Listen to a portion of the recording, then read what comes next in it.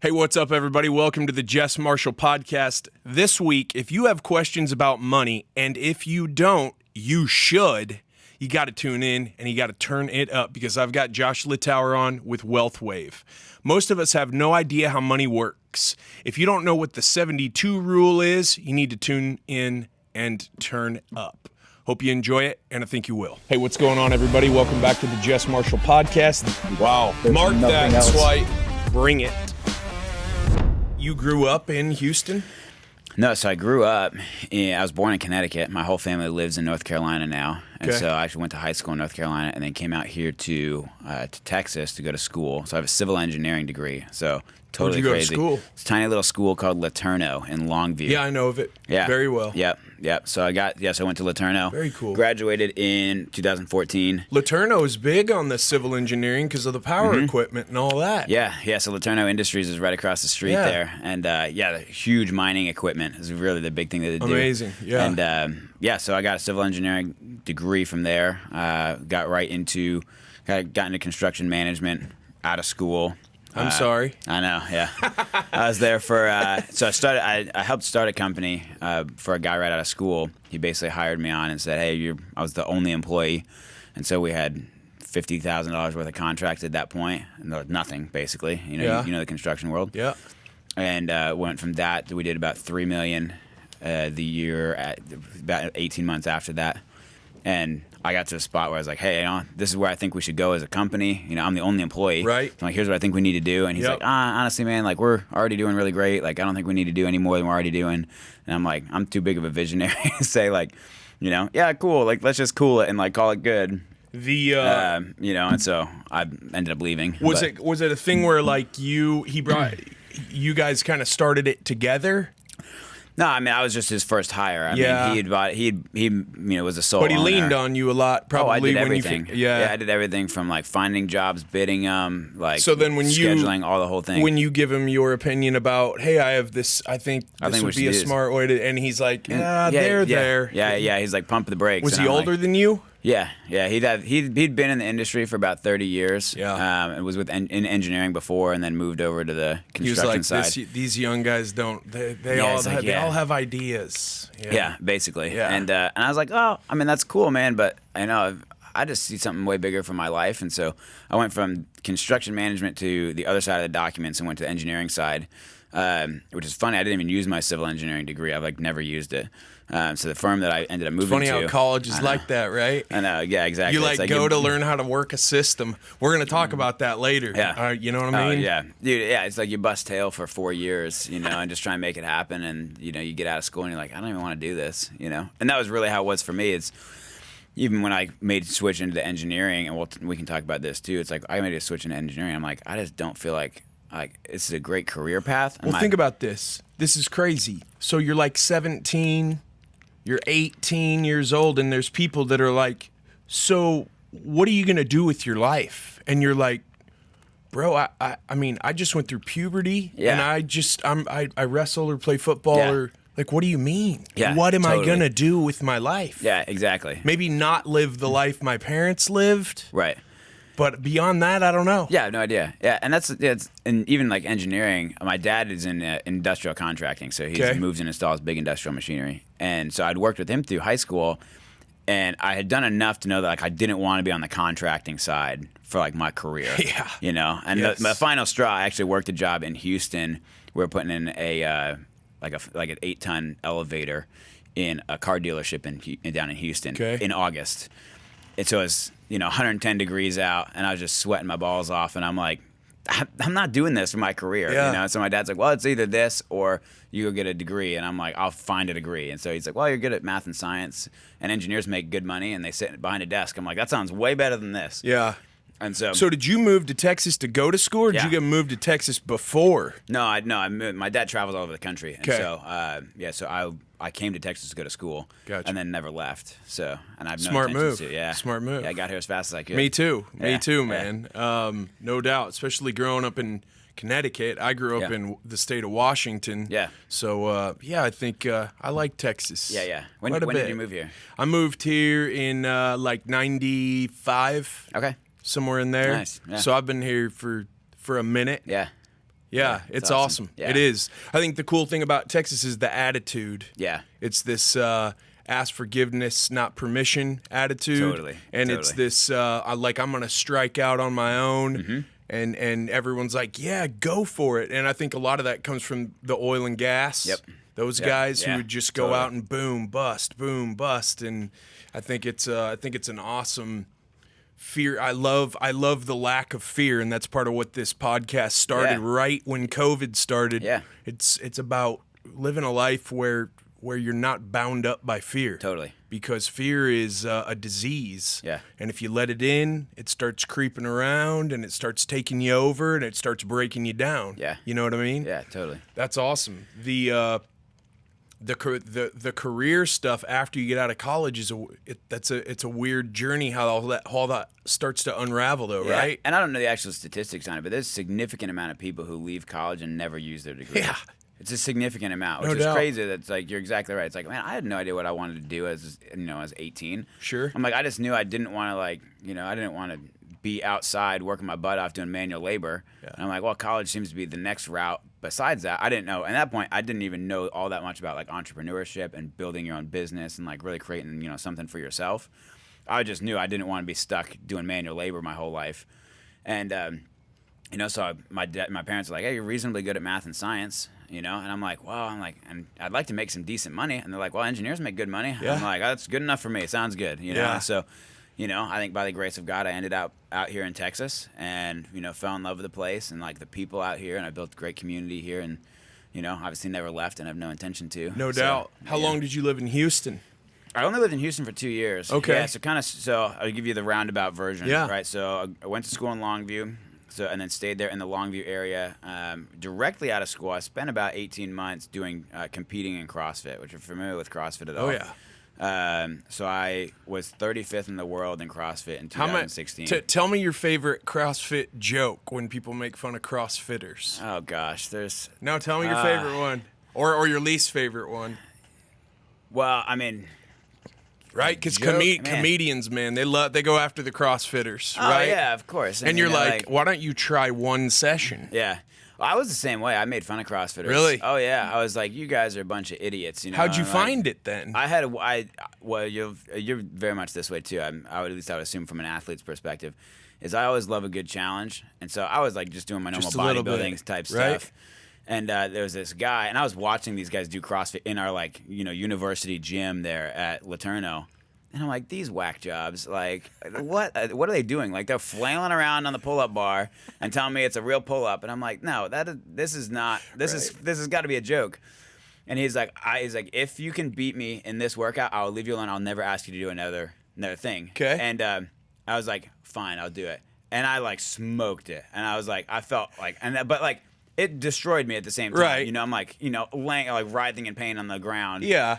But I'm sure the adrenaline was just flowing when he challenged you. Oh yeah, I walked up out of that. I got up off the floor and I was like, it reminded me so much of all the training I did for wrestling and all the stuff that I used to do as an athlete, and I was hooked. I was like, all right, well, is that it? Is there more? And he's like, oh yeah, we can do all kinds of stuff. So I very quickly was like, so you found it in college, in the college, in the gym, in the college gym. I didn't know it was a thing until I watched these guys flailing around on a pull-up bar and telling me it was a real pull-up. I'm like, I don't know what you're doing, but that's not a pull-up, Yeah. And but shortly after, I started jumping in and doing a little bit of it, and I just absolutely fell in love. And I was like, this is the best thing for me as a former athlete to be able to jump in and took to it like a shark to water. Oh man. Yeah. So you find it in college, but then after you get out of college, you're like, hey, you're going for it. Yeah, I was. I have some natural proclivity to it, and I don't know where that comes from. Just some,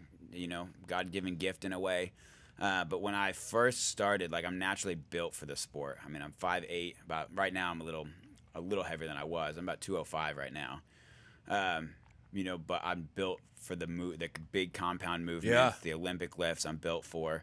And so when I got into it, I came in at a pretty high level. I was already squatting over 400, deadlifting over 400, could do, 20, 25 pull-ups at a time anyway. Wow. So I could already do a lot of that stuff. And so it was just combining it all. Yeah. So when I did. You know what's the most impressive out of everything you just said?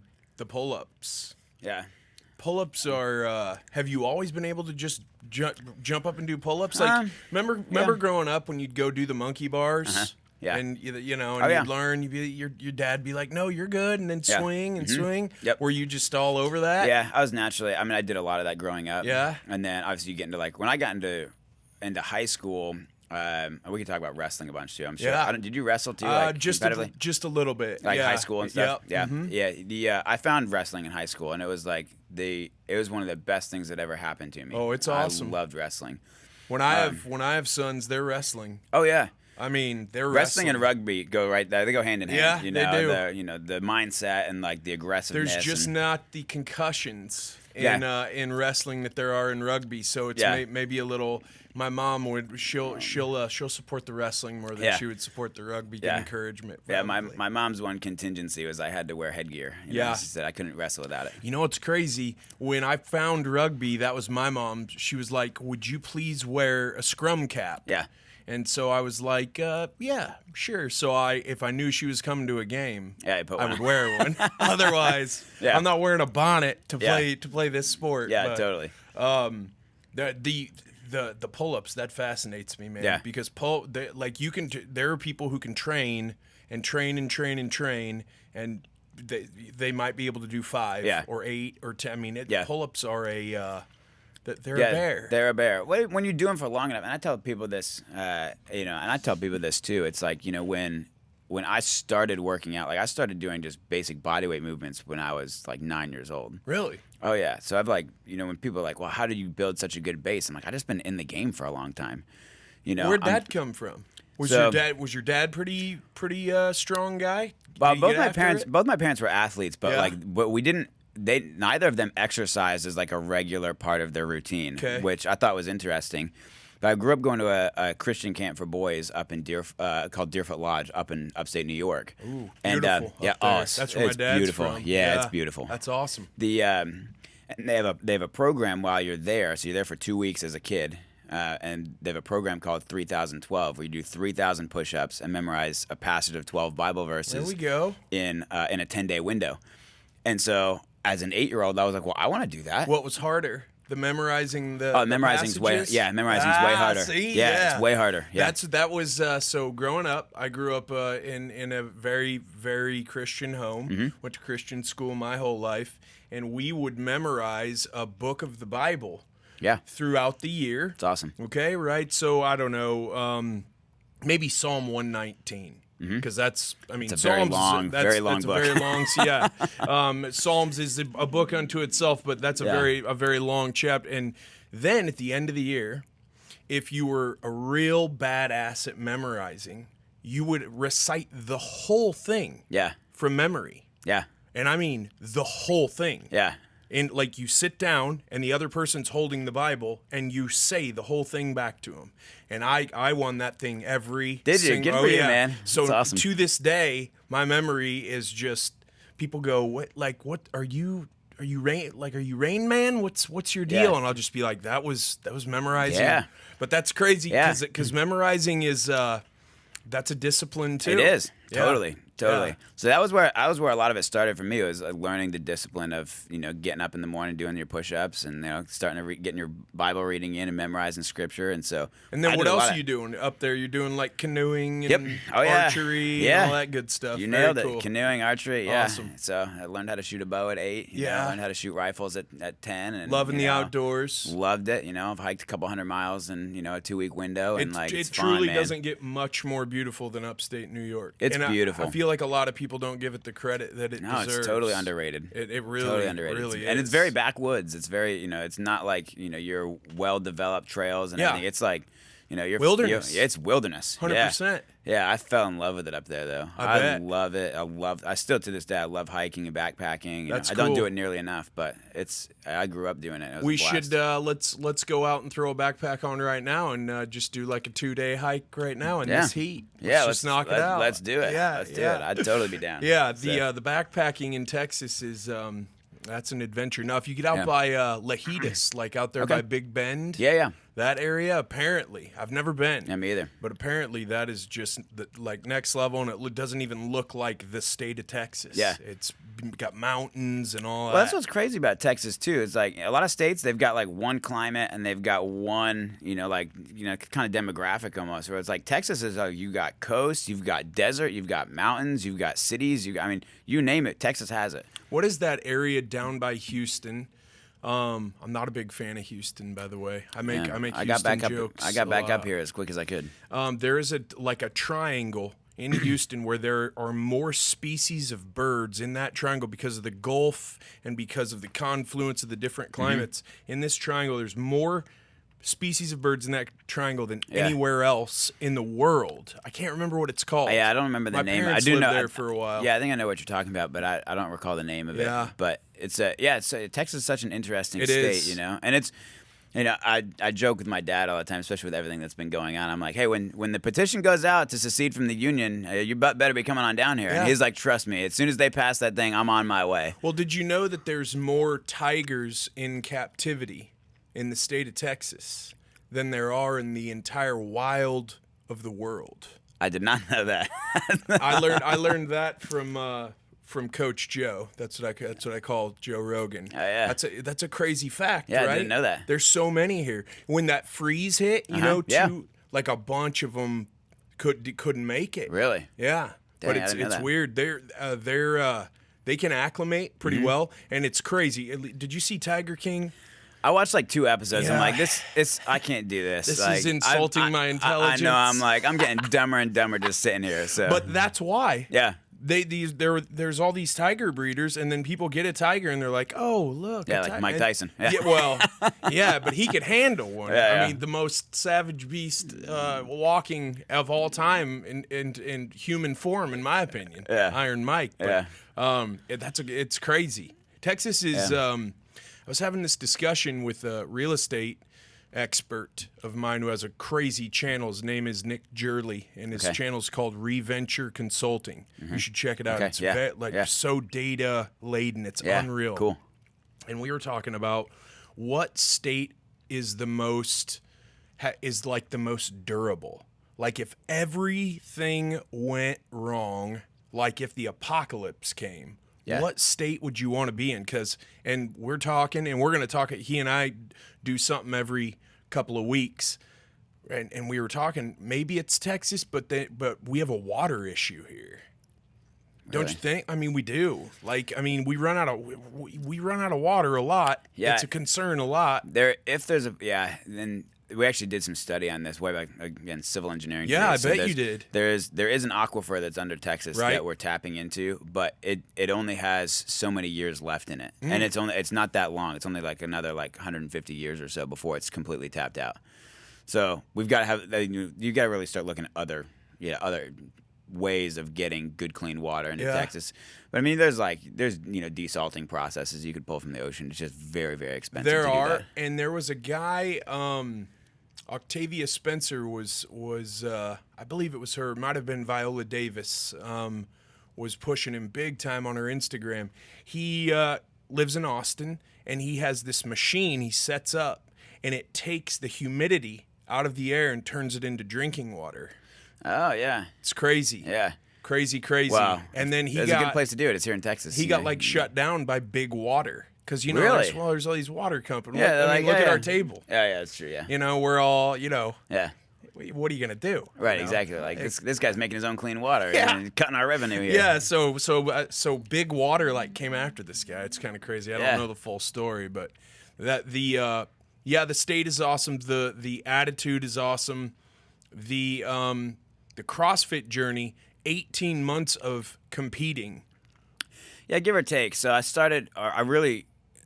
found CrossFit. In fact, I'm coming up in a month will be my 10-year CrossFit anniversary, which is crazy. A decade of my life. I'm only 30, so a decade of my life spent doing CrossFit, which is funny. Oh, he's got his video pulled up here. Is this water guy? Is this water creator guy? I'm not sure if it's the same guy, but seems like it. Because if you could turn, that must be it. It must be it. Crazy. I don't know. Clean drinking water, a natural resource we often take for granted near the Great Lakes. But Moses West knows a water crisis is quietly growing. Everybody knows we're running out of water. This guy looks like an retired operator. Rangers spent the past 4 years working to eliminate. All He the looks water like a that we CrossFit needed champion. exists right here in the air. He believed so strongly in that idea. In 2015, West invented an atmospheric water generator, or AWG, a machine that takes in That's air cool. and turns it into drinking water. We're at the place now, I think, making 50, 100, 200, 250,000, a million gallons of water at an incredibly low energy consumption. I think cheaper than groundwater by far. Now, so he'll search him cheaper real quick than because I think desalination. So far, that he met 12 his of demise. these AWGs exist. Which That's amazing. that Yeah. is absolutely That's cool. awesome. That is really rad. That's cool. So maybe Texas is the most durable state. Who knows? I think. Well, you certainly have enough people who are resilient enough to come up with solutions. And I think there's so many special forces, retired special forces guys who live here who people don't even know about. the old adage "don't mess with Texas" is for real. Like if it ever came back down to a civil war here in the country, I think we would see a huge influx of people into Texas, knowing.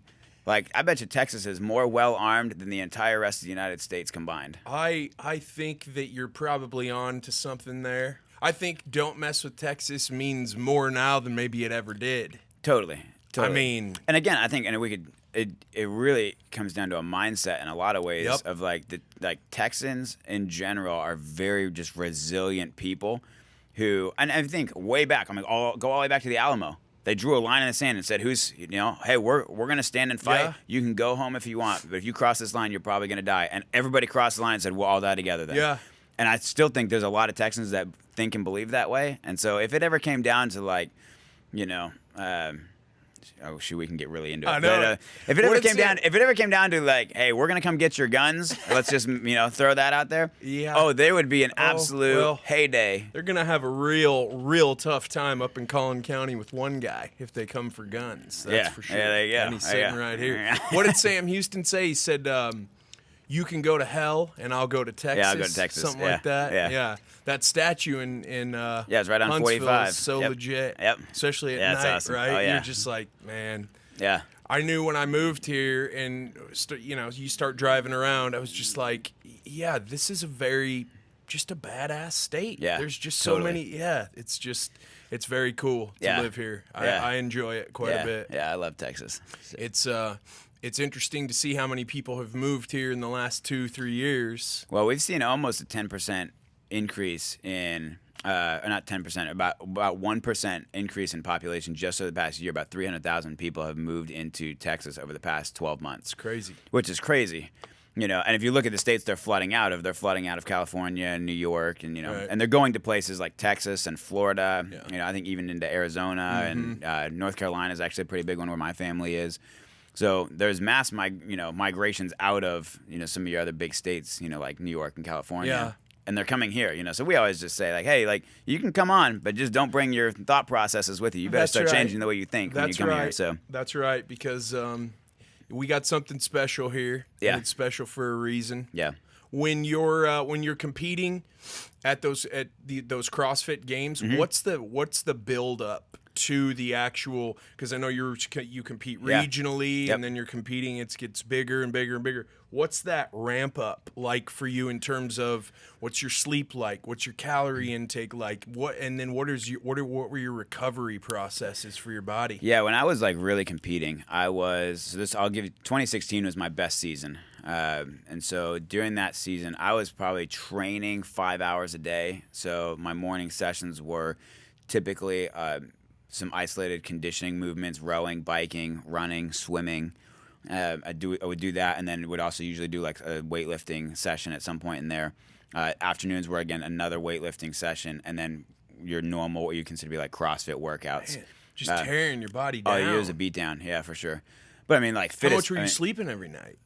Probably 9 hours. Yeah. Would 9 you? hours. I know the tech is way different now than probably it was then, because you can really measure your sleep if you're wearing like a Whoop or whatever. Yeah, we didn't start using Whoop until I was like on my way out of like really competing. I wish I had been using it because I think it would have been helpful. But I was sleeping probably about 9 hours a night. I just to maintain and not feel like I was at a caloric deficit all the time, I was at least 5,000 calories, probably closer to 6. So what goes into that every day? How do you get 6,000 calories? Is it just jar of mayo after jar of mayo, or what is it? It was crazy. I was eating a lot of eggs. Okay. Yeah. I tried to keep it pretty clean too, so mostly gluten free too. So it's like not like heavy carbs and starches. Okay. Still would eat like sweet potatoes, or I would use. I still do like steel cut oats and stuff like that, so I'd still get a little bit of gluten in there. But a lot of just good clean food. I did a decent amount of supplementing, but not so much where you're like it dominated and took over eating good real food. So a a lot of vegetables, mostly whole foods. Mostly whole foods. Not a bunch of muscle milk and.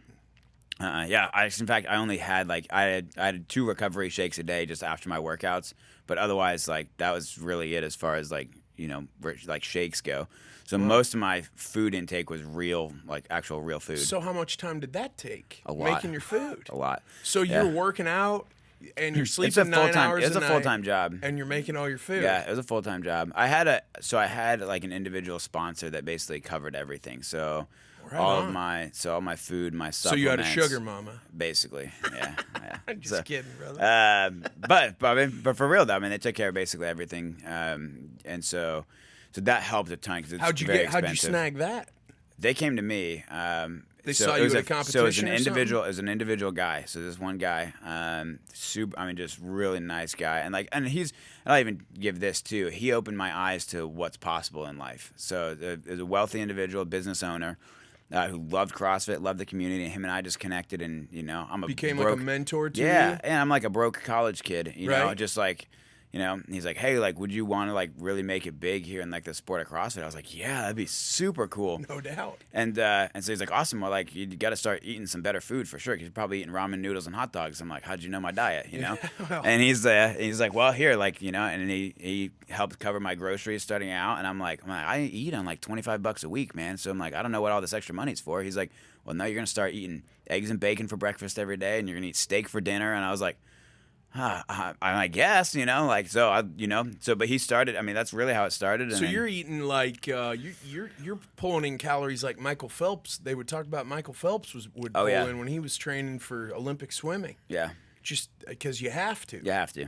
Yeah, because you're tearing your body down. You got to build it back. Yeah, I would still try and get around 200 to 250 grams of protein, 300 grams of carbs, and about 125 to 100 grams of fat a day. Okay. So really going hard at those macros. Yeah. So were you taking a nap between the morning session and the evening session or the afternoon session? Yeah, it depends. Sometimes, if I could get one in, I'd sleep for 30, 45 minutes in there, just a little power nap in. But yeah, it's a beatdown, So plus I had a great recovery team, and I say it's a team because it took an army. So I did cryotherapy 3 days a week. I had a chiropractor. Wow. I had a massage therapist that came to the house. Plus I also had an Arasti guy. So you were a real pro tissue. athlete. Yeah, in that sense. Real pro athlete. Yeah. Did you sustain any orthopedic injuries? I have a torn bicep. Yeah, but other than that, and it's still torn. We have cameras here, so this is that one's still torn. Oh wow, that's gnarly, man. That's my normal good one. Have you seen John Elway's torn bicep? So funny. So I tore my bicep and I went to the orthopedic. It tore, and I don't know if you've ever seen a torn bicep, but it put up John Elway's torn bicep. So when you tear a bicep, you see it immediately. Brother. So I tore it and I looked down and my arm was already deformed. I'm like, well, that's not good. And so I went and got an MRI. Literally 30 minutes later, they called the specialist and I need to get in a guy in ASAP. So I went in. They're like, you just clean tore through the bicep. There's no rotator cuff damage, no labrum damage. And so the first surgeon I saw, they're like, we need to fix this, and it needs to be in the next 48 hours. And I'm like, hold the phone. I'm not getting surgery in 48 hours. So I called my friend of mine, who was an orthopedic surgeon down in New Orleans, and when I called him, I said, hey, here's what happened. He goes, send me a picture. Send me pictures, and do you have the MRI? So I sent it to him. He goes, this is the exact same thing that happened to Elway. And I was like, really? He goes, yeah, I fixed Elways. I was like, really? Did you really? He's like, yeah, don't do it. He's like, don't fix it. What was what's that orthopedic surgeon's name? John Fox. Okay. I'm pretty sure he fixed Elways, or at least his office did. Yeah. And so he was like, yeah, don't fix it. Yeah, there you go. See, mine looks just like that. It really does. Yep. So although my arms look way better than Elways. Yeah, they do, brother. Those quarterbacks, they got the yoga bodies, man. He said don't fix it though, and the reason being was I tore the long head of the bicep. So there's two heads, the long head and the short head. The long head, the tendon's about the size of your pinky, which is still pretty good size, but the short head's about the size of your thumb.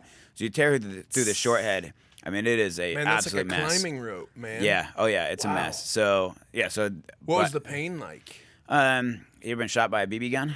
Yeah, you bet. So it's like if somebody took a BB gun and just put it right to your shoulder and shot you. Okay. So that's about what it felt like. Right on. So that's we've all been shot before, right? So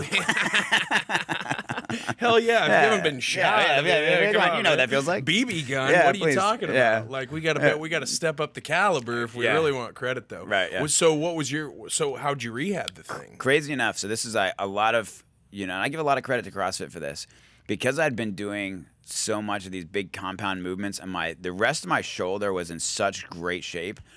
I was back to normal, like in fact, I was hitting personal bests on all my lifts 6 weeks later. 6 weeks later. So 6 weeks after I had completely torn the long head of my bicep, I snatched over 300 pounds. I clean and jerked over 400, and was back to all my pressing strength. I was strict pressing over 200 again. It's very impressive, man. It's just to me, it's really cool to see how well the body adapts, even under unusual circumstances. Yes. So it's like we're missing a ligament, but don't worry, the rest of the shoulder is going to be fine. And so it took me about 2.5 weeks to loosen it back up, because when you tear a ligament, everything around it locks up. So once I got it loosened back up and got my range of motion back, I was pretty much good to go. Was the Erosti guy working on that to help you loosen that up? Yep, I had both. Yeah, so I had my Erosti guy was on it a lot, and then I had my massage therapist that was helping quite a bit to get it loosened up. Have you ever had Graston? We had looked into starting doing it, but it wasn't as big. It wasn't quite as popular when I was doing it. But kind of shortly thereafter, there's a lot of guys who started using that technique. Yeah, it's rad to get Graston just because of how it looks after. Oh, yeah, it looks gnarly afterwards. You want to go to the pool after and people be like, looking at you. Dude, what happened? What the hell happened to you, brother? Or you get cupping done. You ever got cupping done? Yeah. I got attacked by an octopus. I know, but I'm not convinced that it does anything, but people swear by it. Yeah. We did it a little bit, and I thought it was helpful for some things. At least helps pull some of the toxins out of your muscles, and that's why you get those big red octopus looking marks on you. It's pulling all the toxin up to the surface. So I think it could be helpful, but I think some people do it because they're like, get work done. What did you feel the benefits of the cryo were? I felt my energy levels were way higher, and part of that too is and I actually did most of the time when you do cryo. So if you go to an iCryo now, they'll take you down to about 220, below freezing or whatever, negative 220, and they'll leave you in there for about 2.5 minutes or 3 minutes. Because I was working out so much, my core body temp was very, very high. So typically what they do is when you come out of the cryo tank, they want your core body temp to drop from right around that 98 mark down to 95, give her maybe a little bit less than that. It took 6 minutes of me being in negative 270 for it to drop that far. Yeah. And so I did a ton of it. So, but you come out afterwards and it just your metabolism's real fired up, and you just, your blood's moving, trying to warm you back up. So you just feel amazing afterwards. Bet. Yeah. So I loved it. And I was doing it 3 days a week like that. And that's it was very cool. It was awesome. So I was recovering really well. Because it just added getting that blood flow circulating. Yeah, the vitality of after a cryo session is very. It's a very natural high. It's very hard to explain. And some people don't. Some people really don't like it, or they don't feel that. And I think you're just not doing it long enough. It just depends on your person. Some people are different too. But I'm I loved the feeling of coming out of the cryo tank. Some people are afraid of cold, man. I mean, once you watch the one of the Housewives episodes where they do cryo, and they're in there for 30 seconds, and they got to jump out because it's so terribly I would go vicious. I'd go in for 3, out for 1, and back in for 3. That's pretty awesome, man. Yeah. Did you ever do hyperbaric work? I did not. There wasn't one locally because I was still living in the Longview, Tyler area. Expensive. Yeah, so there wasn't one locally there until like a year or two ago. And so I haven't gotten to do them, but I've heard they're really cool. And some of the other athletes that I trained with had started doing them. Do you still do chiropractic? I don't. I really should, but I basically stopped. So after the 2017 season, I basically stopped all like real competitive training. Yeah. I've kept a good portion of my base, because when you work out for that long, you have a good fitness base. Absolutely.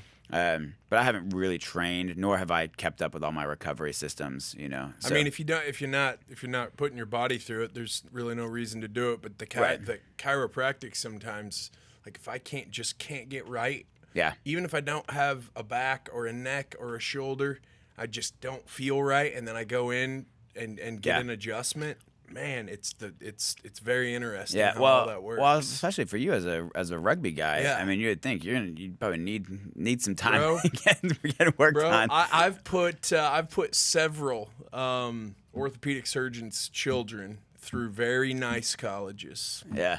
Yes. Yeah. Absolutely. Have torn myself apart. Absolutely, man. I'm kind of a wild man, but we wouldn't have it any other way, right? Yeah, totally. What about acupuncture? I never did acupuncture. Yeah? No, I've heard good things about it. My little brother is a strength and conditioning coach. Okay. And he's done some acupuncture, and he said it works really well, especially for like loosening up like some of the like really the minute and like little ligaments and tendons and things like that. So it's helped him a bunch. I feel like it's way like the benefit is way too minor for the time trade off. Yeah, I gotta drive there, wait in your waiting room, get some needles in me, and then I'm just like, I don't know, man. That was why I liked cryo. It was like I'm in and out in like 8 minutes. You know, I walk in the door, take your clothes off, get in the tank, and then 6 minutes later you're good to go. You know. Were you like cold plunging is very very trendy now. It's super trendy. Yeah, super trendy. Ooh, Yeah. cold plunge. Yeah. I'm just like, okay, good job. That's really cool for you. Awesome. Yeah. Well, I think cold plunges are so popular right now, especially with the communities that are very focused on self-discipline, because it is challenging. Like when you're over, like, and a lot of people do it first thing in the morning because it is not comfortable, you know. And so for you to they don't want to sit through the day and think about it and dread it. Oh yeah, so like, and I think there really is there's some real benefits. Yeah, to there's this. Coach Joe. Yeah, Coach Joe's doing cold plunge. Yeah, I think. The faces he makes when he does it are hilarious. He goes sauna straight. He goes sauna like sometimes till he hallucinates. He says, and then straight. He's another animal. Brother. He's an interesting dude. Man, yes, he is. Yeah. He's a very interesting dude. Yeah. But there's I really like the idea of doing cold plunges regularly. Yeah. I don't have a cold plunge, although I probably will here in the future. There you go. Just get a cow trough, man. I know, yeah. Like all these really nice. I'm like, what are you talking about? Yeah, and I had a buddy who just made one for himself. So so basically like, you know, bought a freezer, like a meat freezer. Yeah. And then filled it with water, but then put a pump on it so that he could cycle the water in and out. Yeah, but just made it for himself. Yeah, one of those chest freezers would just work perfect. Yeah.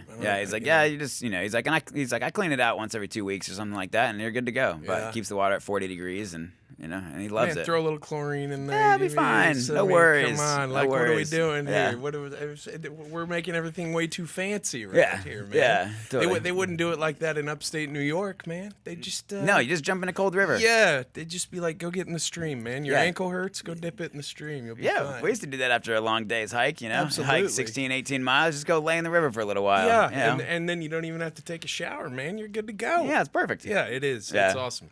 Growing up in the outdoors is it's where it's at.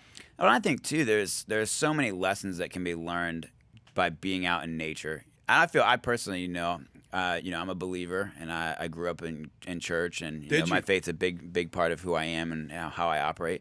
And I feel closest to God in nature. I do too. I think most men do for sure.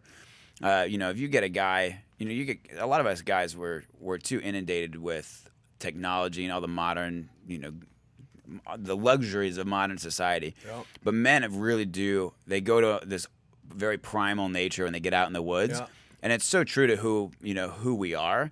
But I think, you know, the the modern luxuries have made a lot of us very soft, and myself included. And I'm like, man, I used to live out in the woods. Right. Nowadays, I'm like, man, I don't know if I can make it much more in about 4 or 5 days. I'm like, I probably need to get back to society. Right. So I think we've all gotten soft, but I think there is I think there's a lot of great benefits for us guys being out in the woods, even being, spending some solitude in the woods and, absolutely, reconnecting with, really who God made us to be. And so I love to snowboard, man. It's Yeah. probably, I don't play rugby anymore because I've just absolutely ruined my temple, but I can still really rip it up on the slopes. Nice. And man, it's another level. Yeah. You're right. It's Yeah. just, there is something different, and you feel closer to, God, the universe. It's like, this is how it's supposed to be. Totally. So you grew up with faith.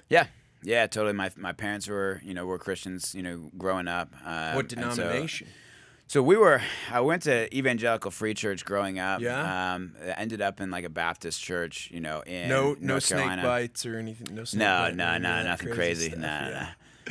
But then we go to Elevate Life church here in Frisco, and Elevate Life's a non-denominational. So, and my wife and I love it there. Awesome. We love it there. Pastor Keith Kraft is the pastor, and we love the community and the culture. It's a love, what we call a love-based leadership culture. Okay. And What's that mean? So really, it's it's taking everything that we're taught in the Bible from the way that Jesus lived, the way that he loved others, and the way that he used, the way that he really, as he came to earth to die for our sins, and then go out and then change the world with that, right? And change the way, by, and by giving us salvation, but taking with that some of the things that I think God really calls us to is a mastery of, self-discipline and a mastery of leadership. And like leadership starts with yourself, right? And so learning how to lead yourself, and, if you can lead yourself, then you can start to lead others. If you can lead others, you can start to lead organizations. And so from a church culture, and if you came to our church, you would see very quickly there's a lot of business owners, there's a lot of entrepreneurs, there's a lot of, young people who are really some real hustlers, because they can see as they get the relationship with God right, the rest of life starts to fall in line too, because I think there's a way that God wants us to live our lives, and if we do it God's way, then he puts his hand of blessing on it in a way that we couldn't by ourselves. There's a natural, supernatural correlation to that. What was the term? Love-based leadership? Love-based leadership culture. Yeah. And the focus on personal discipline is not something that you see in lots of other churches. No, we don't.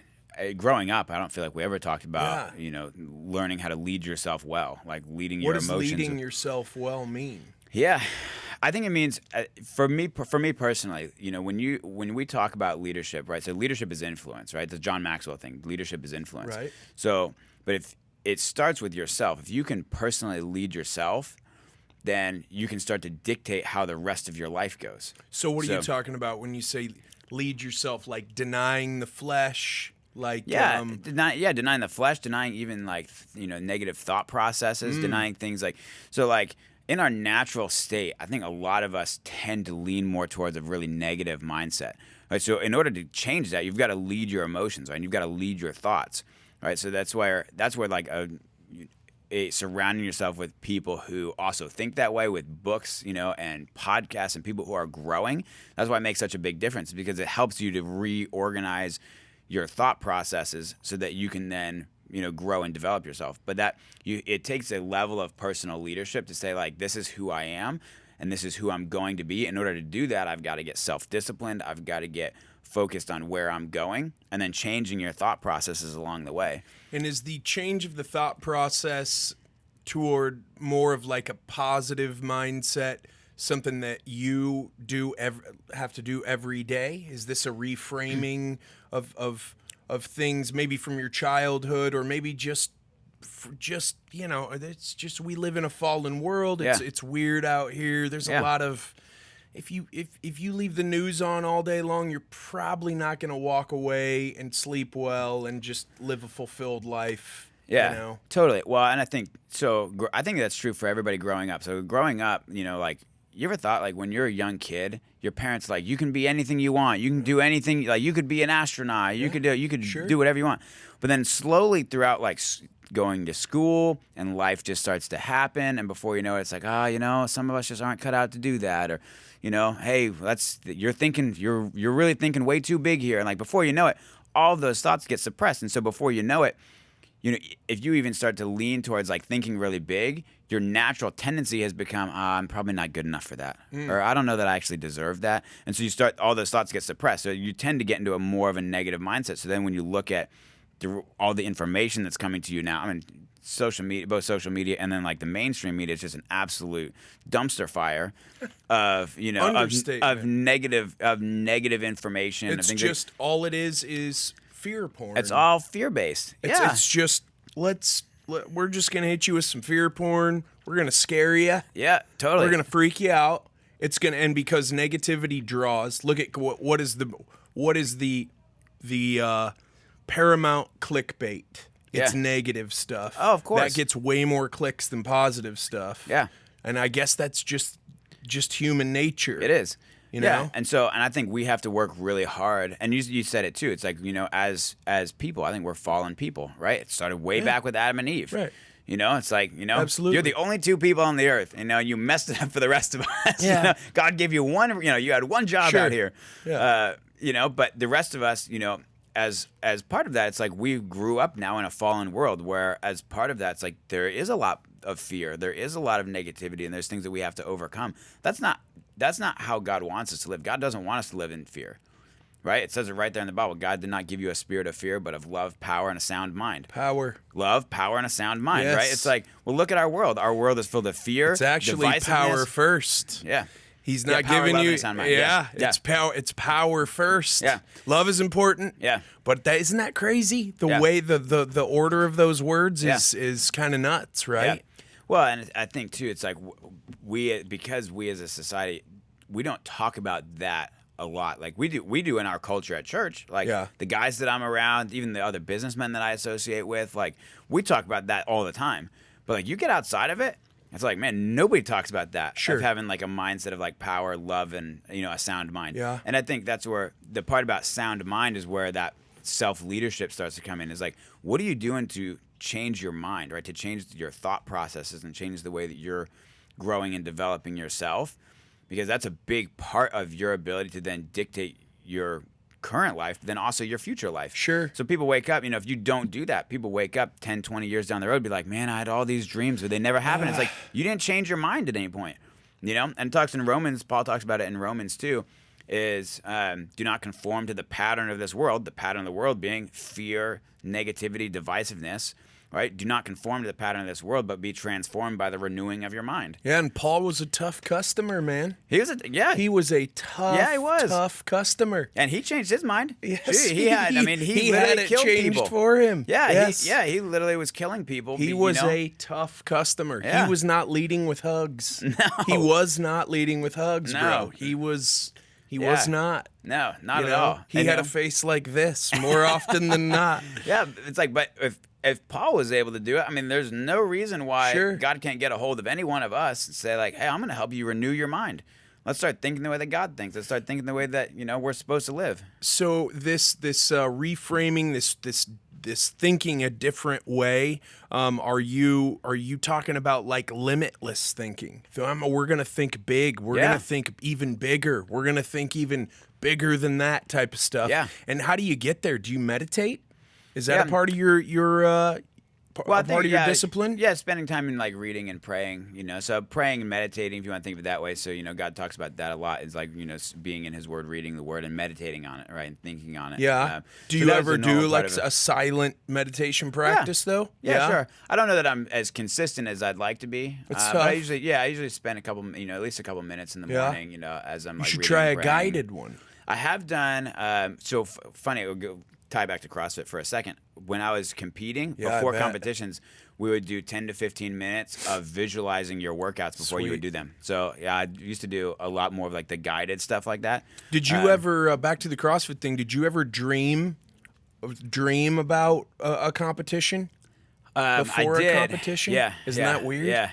So I've had both those good dreams of like, see yourself winning. Yeah. Here's another nightmare. I don't know if you're familiar with the assault bike. You familiar with the assault bike? Yes. Yeah. I used to have this horrible recurring nightmare. I I had a workout I did about once a week. I had to have assault bike intervals, and it was 30 seconds on, 30 seconds off for 30 minutes. And I had this recurring nightmare that I got to the 26th minute, and my buddy's standing there like, only 4 more. And I would like go hard, and I'd get off and goes, only 4 more. It was like, never quit. I would never stop. And I literally would wake up sweating, like, you know, and then Maybe I'd have to actually go do it. maybe that's your lake of fire, the assault bike nightmare. Gosh, if you don't horrible. live right, Horrible. Yeah. The limitless thinking, the thinking of I can do anything. Is that all faith based for you? Is it been faith that's gotten you, to the point that you are now? Purely faith? Yeah, I would say so. Did you ever step away from it? From my faith? Yeah. Did you ever have doubts? I never doubted my faith, but I definitely have had my own seasons of struggle. Like, 'cause I really believe your faith is a relationship, right? So like, it's really a relationship with God. And so I think I've had my own struggles in my relationship with God. Well, Jacob wrestled with God. Yeah. And God put his hip out of place. Yeah. But he wrestled with God. Yes, but he wrestled with him. Yeah, he did. Yeah, and I think there's and then he got to walk around for the rest of his life with a little injury, and people be like, "What happened?" And he goes, "Wrestled with God, I wrestled with God, and he broke my hip, brother. Yeah, check it out." Yeah, my wife is very, very mature in her thought processes, and especially in her faith, and she's taught me a lot about this. Is it's okay to be frustrated with God. It's okay to have like challenges and like to challenge God and challenge God in a way of saying, like, hey, God, like, I'm really praying and believing for X, Y, or Z, and like, why has that not happened? Or why, like, my wife's dad passed away 8 years ago, and she wrestled with that for some time too. I bet. Why, like, God, that was my best friend, like, and he was making a huge impact here in the world, and like, why did you take him away? Was it unexpected? He had some health complications, but really ended up dying of a heart attack. And so very sad. He's 52 years old, so a young guy, but just really a tremendous man of faith. Was making a huge difference in the guys around him and mentored a lot of young guys. And but was my wife's best friend, and they did everything together. And so that had a very profound impact on her. But I think one of the things that my wife has helped me with a ton is just learning how to grapple with God and God's timing, and really changing our thought processes to be like, where does this may not look good from my side, this may not look the way that I anticipated it was going to, but like, what is God's real purpose here? And wrestling with that and the difference between, what is my thought versus what is God's thought. Okay. And I think she's got a very well developed thought process on that. Yeah. But she's helped me a lot in that, because I think there was certainly seasons where, I stepped away from my faith, and I wasn't spending time like really trying to build, my faith and my relationship with God. Sure. And I was living and doing things that I knew, having grown up in the church and knowing what, God calls us to. I was like, I know I'm not doing the right thing. Hey, yeah. I think all been there. I think we've all gone through seasons of that, in a way. And so, so I would say I've had some challenges in my relationship with God. On my side, where I'm like, I think I'm going to try my own thing. And God's like, I'll let you do your own thing, but you see how it works out for you. Yeah. But I don't think, I wouldn't say I've ever doubted my faith. Like, I've always believed that Jesus is my Savior, and that the only way for me to get to heaven is, by faith and belief in Him. And, wow. So I would say I've always believed that, but my relationship with God hasn't always been strong. Well, maybe it evolves like everything, it's like a relationship. Like you said, seasons, Yeah. Yeah, and I think there are seasons, that we have to learn and grow in, for sure. And, especially when we choose to go our own way, God has a funny way of bringing you back around, My wife's a big part of that redemptive story for me, so I'm very, very blessed. I wake up every morning and I'm like, I can't believe this girl married me. Oh, yeah?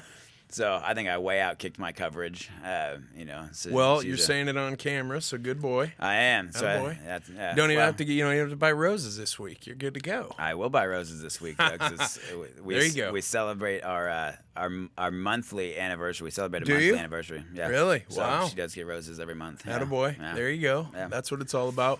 The faith, the importance of faith to you seems to me like it wouldn't be as important to you if you didn't get something out of it. If you didn't get an enrichment of your life, if you didn't get if your life didn't seem like it grew. I'm not talking about, or maybe I am talking about, financial success, but there's something to that. Hey, sure. I see that maybe what I put into this, I get out of it. Does that resonate at all? Sure. I think there's some level of, I mean, when you have a strong faith too, I think more than the success and more than like the things that I can get out of it. And maybe this is something I get out of it, but I walk around with a tremendous amount of peace, knowing that everything's okay. And that's a big thing. And I think that's a God-given thing for me personally. I don't think everybody has that same sense of peace. There's a lot of anxiety out there. There's a lot of anxiety out there. Yeah. But I think if there's a gift that I've been given, God gave me a sense of peace. And so like even in, talk about the past 2 years, I mean, it's just been a nightmare of everything's out of whack, and politics this and economy this and pandemic. And, I've always walked around knowing like, God's already gotten this taken care of. And so I get to walk in faith and in peace knowing that. Now, do I think that's I don't think that's a selfish thing to be like, man, I'm going to strengthen my faith so I get more peace. I don't think that's selfish at all. Because I can then take that and then translate it and give it to other people. I mean, correlate it to fitness. Yeah. Like a lot of people who are not in shape, they look at fitness like it's torture. They don't understand that if they would work toward fitness and work on themselves, they would get so much out of it. Yeah. Including a lot of self-confidence, including a lot of great endorphins, maybe better sleep, all sorts of really good things. Yeah. Is could you correlate faith to fitness in that way? Yeah, totally. I think that's a great point, and I think there's, faith to a lot of people, it's like, it seems obscure, or it seems hard, or there's if I follow the Bible, does that mean there's a list of rules that I have to follow now, and if I don't follow the rules, God's going to smite me and strike me down with an iron fist, or, what's the benefit? And so to relate it to fitness, it's like, okay, well, your life outside of fitness is going to be hard, right? If you don't exercise your body, if you don't eat well, your life is going to be challenging. You're going to have health complications. At some point, you're going to become immobile, right? Your quality of life will be lower. But is that harder than going on to the gym for an hour a day for 4 or 5 days a week? I think so. Yeah. I think showing up to the gym for an hour a day, working out hard, sweating, getting out of breath, eating well, I think that's well worth what it's given me in return. Sure. The investment has paid back more than was invested. Yeah. And we're going to talk about money in a minute. Yeah. And so you see, like, you like that segue that's right good, there. that's So good. you're investing in your fitness, or you're investing in your faith. Yeah. You as a person have found that the return has been exponential. Yeah, absolutely. And I think I view so much of life as an investment to a return, in terms of my time and my energy and what Have you kind of always seen that? It's even from when you were younger? I think my thought processes have evolved, but I've operated that way for a very long time. Wrestling was a big part of that. I knew that, like, hey, if I, my coach, I got beat very bad my first couple of years. My first year, I was 1-19. Yeah. Like as a freshman? As a freshman in high school, I wrestled varsity. I was 1-19. My one win was a forfeit.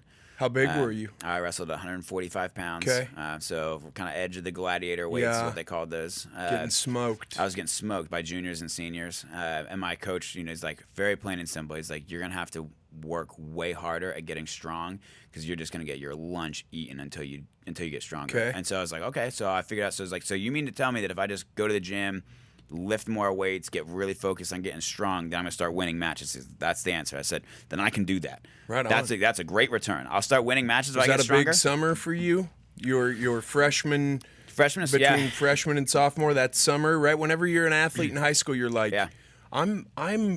they're not going to see me for 2.5 months. Yep. When they see me at the end of that 2.5 months, they're going to be like, son. Yeah, we can get. So I'll tell you this whole story, then we can get into some other stuff. But so wrestling, and this is a great mindset that leads into everything else. So my freshman year of high school, I'd never wrestled before, but I watched my cousins do it, and I'm like, I think I could be good at this. And I was like, I feel like I'm built for it. I can do this. So I walked in, and we did, as a team, like a goal setting session where you like sit down and like write out all your goals. So I wrote down, having never stepped on a wrestling mat, I have no idea what I'm doing. But I wrote down at the bottom of my goals, I said, I will be a state qualifier. And I handed it to my coach, who was a very hard man. Was this your idea to write this goal down? Well, I mean, we were doing goals as a team, but I was the only, got you. but I wrote it for myself personally. So Sure. I will be a state qualifier. And I handed it to him, and he looked at me, and like he laughed, like literally laughed, and handed it back and said, "You won't do it." And I was just like, it just when the competitive side of you just gets to you. So I was like, I'm going to do it. And so then I proceeded to go out and not just lose my first 19 matches. I got pinned 16 of 19 losses. And then my sophomore year, you would think it's like, okay, I worked my butt off the sophomore summer in between freshman and sophomore year. And I still lost my first 8 matches. So I'm like, what gives, Sure. Like, I'm just doing my best. So then I went out, I finally won a match and then lost like 4 more. And I'm like, this is a nightmare. But I knew, like coach just kept saying, he's like, if you just keep doing the things that you're doing, you keep getting in the gym, you keep working on all your, all your drills and all your techniques, it's going to turn around. And so I had a losing season my sophomore year, but I was like 14-16, which is a heck of a lot better than 1-19. Yep. And then my junior year, I had a winning season. Progress, not perfection. Exactly. Man. Progress. So my junior year, I had a winning season.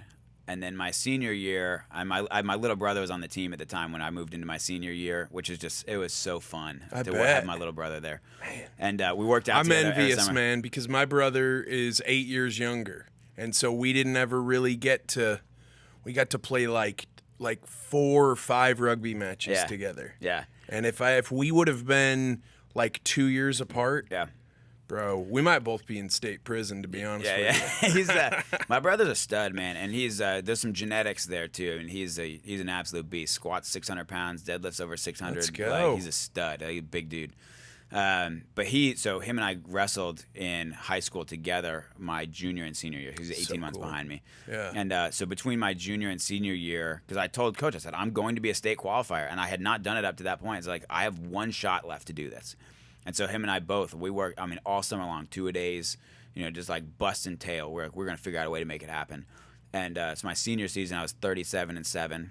And was 8th in the state, so I didn't win the state, but I was like, man, I just need to get here. You were qualified. I qualified. You met your goal. Yeah. So and even walking off the mat, I remember losing. You remember the last match. I remember the last time I walked off. Yeah. And it's an emotional moment. But I remember my coach very specifically. He gave me a big hug, which is like, he was an unemotional dude, but he gave me a big hug and said, "You've accomplished a lot more here than just winning wrestling matches." And was that pretty out of character for him to be emotional like that? Yeah, and I think fatherly almost. Yeah, and we had created a really great culture with the team too. So like the team support that was there, and like I had a lot of people there supporting me, but that to me that was a great moment in my life too, where it was kind of a culmination of all of this hard work, all of this investment that you put in yourself. There you go. Here's the return, and the return is not winning matches. The return is who you've become along the way. And then I translated all of that from wrestling into everything else that I've done since then. Okay. So every business that I've been in, my CrossFit journey, it all has the same story, the same thought process of like, hey, you're probably going to take some losses up front. It's not going to feel good. It's going to be uncomfortable. But you're investing into the future, and your investment is going to yield a return if you just stick to it. Did you have your eyes set on wrestling at the next level in college? I did. And then my coach and I talked a lot about it. And it's funny that I ended up at Littauer here in Longview, Texas. There's no wrestling team. Right. And at my other school I was going to go to, being from North Carolina, I was going to go to North Carolina State, and I was going to walk on to wrestle in North Carolina. Wolfpack. Yeah. And my older sister had gone to University of North Carolina, and I was a Tar Heel. And so I was like, I'll go to NC State then. There you go. But for some reason, like again, the sense of peace, right? Tying faith back into it. When I came to Littauer to check it out, I went back home, and my parents were like, "Well, what do you think?" I mean, like NC State's you're gonna get, your in-state tuition, so it's much cheaper. Sure. You're gonna be 4 hours from home, and I can remember sitting there being like, I just have this overwhelming sense of peace. I need to be in Texas. Really? And they were like, okay, which means like, and we had even like a money conversation about it. Then they're like, well, you're gonna have to get some student aid. You're gonna have to take some loans out. Yeah. Like, you're like, we're gonna have to hustle. We'll help, but like you're gonna have to work your way through college, hustle, brother. And I was like, I don't know what it is. Like, I just feel like I need to be in Texas. Where in North Carolina did you guys move after you were born in Connecticut? So they live in Asheville, or just south of Asheville, North Carolina. Isn't that beautiful? I mean, that's It's where amazing. Last of the Mohicans was shot. Yeah, up there in Pisgah National Forest. Yeah. Unbelievable. Yeah, the Smoky Mountains. Yeah, I it's mean, beautiful. Boone, where Appalachian State is. Yep, I have 4 of my 8 siblings that went to Appalachian State. Really? Yeah. Wow, man. I think it's 4 of them. I don't know. That's a very lot of us. cool. How many are there? So I have an older sister, and then I have 6 that are younger than me. So it's split even, 4 and 4. Hot But dang, yeah, I know. what? The oldest boy of That's a of 8 big kids. family. It's a big family, which is crazy, right? We're not Mormons, not Catholics, no twins, none adopted. Yeah. Just getting after it. Every joke in the book, mountains. every joke in the book, I've heard them all. Yeah. Well, I mean, Asheville is a very, it's a very artsy Very town. artsy, yeah. Yeah. Yeah, we're south of there, and almost like a retirement type community of Hendersonville. There's a lot of older folks retired at Hendersonville, and so beautiful part of the country, though. Oh, yeah. So, always love going back there. We typically go back for Christmas, so Yeah, it's great being back there. I bet it's unbelievable. Yeah. When part of your faith journey sounds like it's been bonding with other guys. Yeah. And there's a statistic. Sohail, if you can pull this up, I don't even know if he's back there. He might have come back through. I lost focus there. If you can pull this up, most men don't make any friends any real friends after the age of 25. It's a real shame. And don't know I what think that it's a statistic stat. I think it's way up there. Man. Yeah, well, I wouldn't be surprised by that, and it's a real shame, and I think a lot of men feel very isolated. And I'll just tell you this: it doesn't have to be that way. You can choose to go find other men to do life with and be in community with. Sure. We're very big up at Elevate Life. We are very big on. And I'm trying to pull some stats up here. One of my favorite. I don't know if I'd say favorite, but what I think is one of the most poignant quotes of all time is by Henry David Trudeau. Most men live lives of quiet desperation in the song of something or other. Yeah. Henry David Thoreau. Yeah. Yeah. Thoreau. What did I say? Trudeau? Trudeau. Well, I got the communist on my mind, man. Hell yeah. It's really sad, that you're right, and most men do live that way. Like I say, and quiet lives of desperation is a really good way to put it, because I do think a lot of guys live outside of their purpose. I'm going to say men and women were found to be socially promiscuous, making more and more friends in social contexts until age 25, after which they started losing them rapidly, with women losing them at an initially faster rate than men. The average 25-year-old woman contacts So it about... seems like the opposite of what you were saying, but okay, think about that, though. The average 25-year-old man contacts 19 people a month. Like, talks to 19 people a month. I was I talk... I mean, my business is a lot of contacting and talking to people, but... Even the community that I'm in up at Elevate Life, we have a huge community of guys. We have 200 plus guys that show up every Saturday morning to get together. And the opposite is true. I probably talk to 40, 50 of them a week. I mean, like, we talk to them. We are constantly talking. Well, like you said, it's a choice. It's totally a choice. A lot of people, I think they fall into this trap.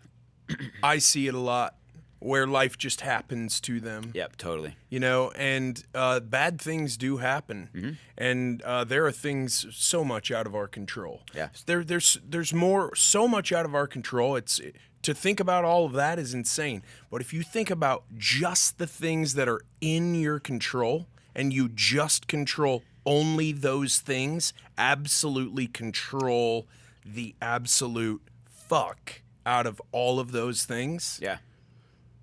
Everything changes. Everything else takes care of itself. Here's the thing. You can only control so many things in life, right? You can control your attitude and you can control your activity. Yeah. If you can do those things, right? Attitude includes, like, we talked about self-leadership. It includes controlling your thoughts and your mind and, like, what are you dwelling on and where are you growing?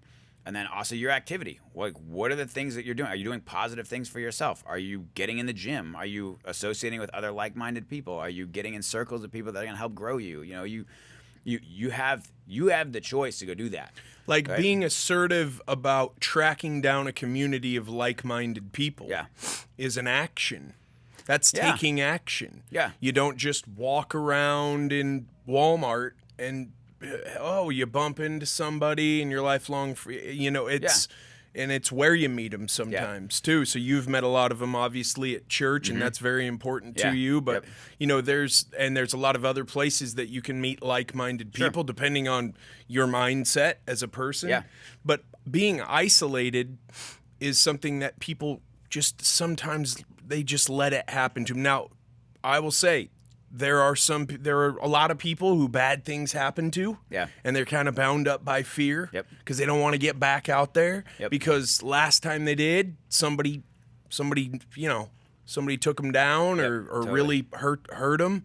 And I have deep compassion for those people. But I think that it's very interesting when you do meet other like-minded people in terms of living a fearless life. When you do meet people, no matter where you meet them, whether it's somewhere where you assertively went to meet other like-minded people, or it's at Walmart, the way you treat them, it can mean the world to those people.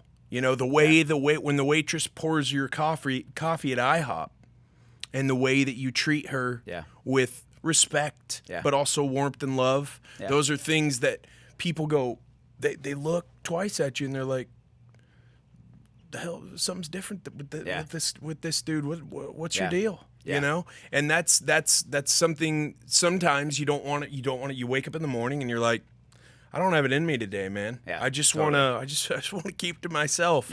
And maybe there's days when you need a break. But that's very interesting that you're that assertive about getting around. So every Saturday you get together with a bunch of dudes? Yeah, every Saturday morning there's about 200 plus of us that show up. We get up there at church and we used to meet at Rudy's, a little barbecue joint, but we had so many of us that they kicked us out. They're like, y'all are running the place over. Love Rudy's, man. Yeah. Rudy's is rad. Yeah, man. It is a we say it almost every Saturday. It's a peculiar room. You get in the room with a bunch of guys that, you know, are, for one, they really want to better themselves, want to become the best men that we can be. You know, I tell my wife, you know, when we say this to each other all the time, I said, you know what, baby, I'm just trying to be my best for God and for you. And if I can do those two things, the rest of life's going to work out great. You know, and that's how all these guys operate. You know, and so it's like if we can, as men, if we can get into a room where other guys are thinking that thought process, I'm just trying to be my best for God and best for other people. A lot of energy in there. Oh my gosh, there's a lot of energy. Oh yeah, it's you should seriously come. Like, you should show up on a Saturday morning. It is a different room. Does Big Bad Steve Weatherford go? He does. He's there every Saturday. Does he wear his wraparound shades? He sure does. Yeah, dude. Steve is a character in and of himself. So there's some great men you would recognize that come in that room. Steve's there. I know a bunch of guys. David Harris goes. That's awesome. I've seen a bunch of guys up there. That's very cool. It's a unique crowd, but there's a lot of special people there. There's something to be said too when you get around like-minded people, because I do a lot of business networking as well. All my people do as well. So you're getting around other people who want to better themselves and who want to help you better yourself. And when you're business networking, you're focusing on that. There's not much faith talk or you know, things of that nature. But do you guys network a lot in this group? We all do business with each other. Very cool. Oh yeah. Yeah. So that's maybe that's not wasn't the focus, but it's a byproduct. It's a byproduct for sure. Yeah. I think because again, when you get in the room with like-minded people, it's like, that's a guy I want to do business with. Our core values are aligned. We operate very similarly, you know? So it's like there's been tons of businesses that have been built out of that room. Really? Oh, yeah. Yeah, guys who started construction companies, roofing companies. There's guys who have started sales organizations. There's people who have started, you know, tech companies out of there. Oh, cool. Oh, yeah. Like, it's a big part of the community, you know, and part of that is because we're very focused on, you know, when you focus yourself on becoming all that God's made you to be, the rest of like your life starts to bleed success, right? Where it's like, I can't tell you how many guys have shown up in that room, been like overweight, never been to the gym, who turn up a year later and you're like lost 60, 70 pounds, best shape of their life. So maybe just by association, right? They're like, it's like, you know, hey, we're all going to the gym and like you're invited and we expect you to be there. And they're like, so maybe non-faith-based people would say, getting your mind right. Yeah. When you get your mind right, everything else follows. Yeah. Yeah. And there's lots of people on the internet who say, once you get you conquer your mind. Andy Frisella says that all the time. Oh, yeah. Get around your mind. Yep. I think you're doing 75 hard. Yep. How many times have you done 75 hard? It's my 4th time through 75 hard. Yeah? Yeah. I love the program for several reasons. And for those of you who don't know, you can look it up. 75 hard is a great self-discipline program. Look up 75 hard.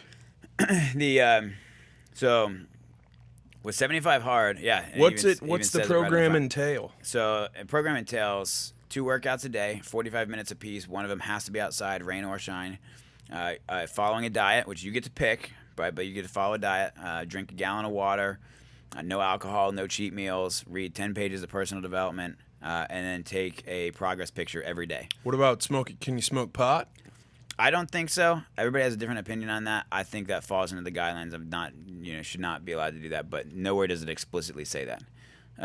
I would say this too. It is a self-discipline program. So if the reason that you're smoking pot is you are not disciplined and it's become a problem for you, then yes, you should absolutely cut that out. Sure. And same for anything else. I'm on a gluten-free diet. Chips and salsa technically are gluten-free, but it is a serious vice. I will go to a Mexican restaurant and eat 4 baskets of chips, and I'm like, that's a problem. So I cut it out, right? Right. So that's it's a 4 times. What's the reason you're doing it right now? Is there a specific reason you decided to do it this time? Yeah, I had just gotten into a rhythm that I didn't like, and not that like my life was a train wreck or anything like that. My life was going great, but I can get into a much better flow, both in my personal life, in my business life, in my fitness.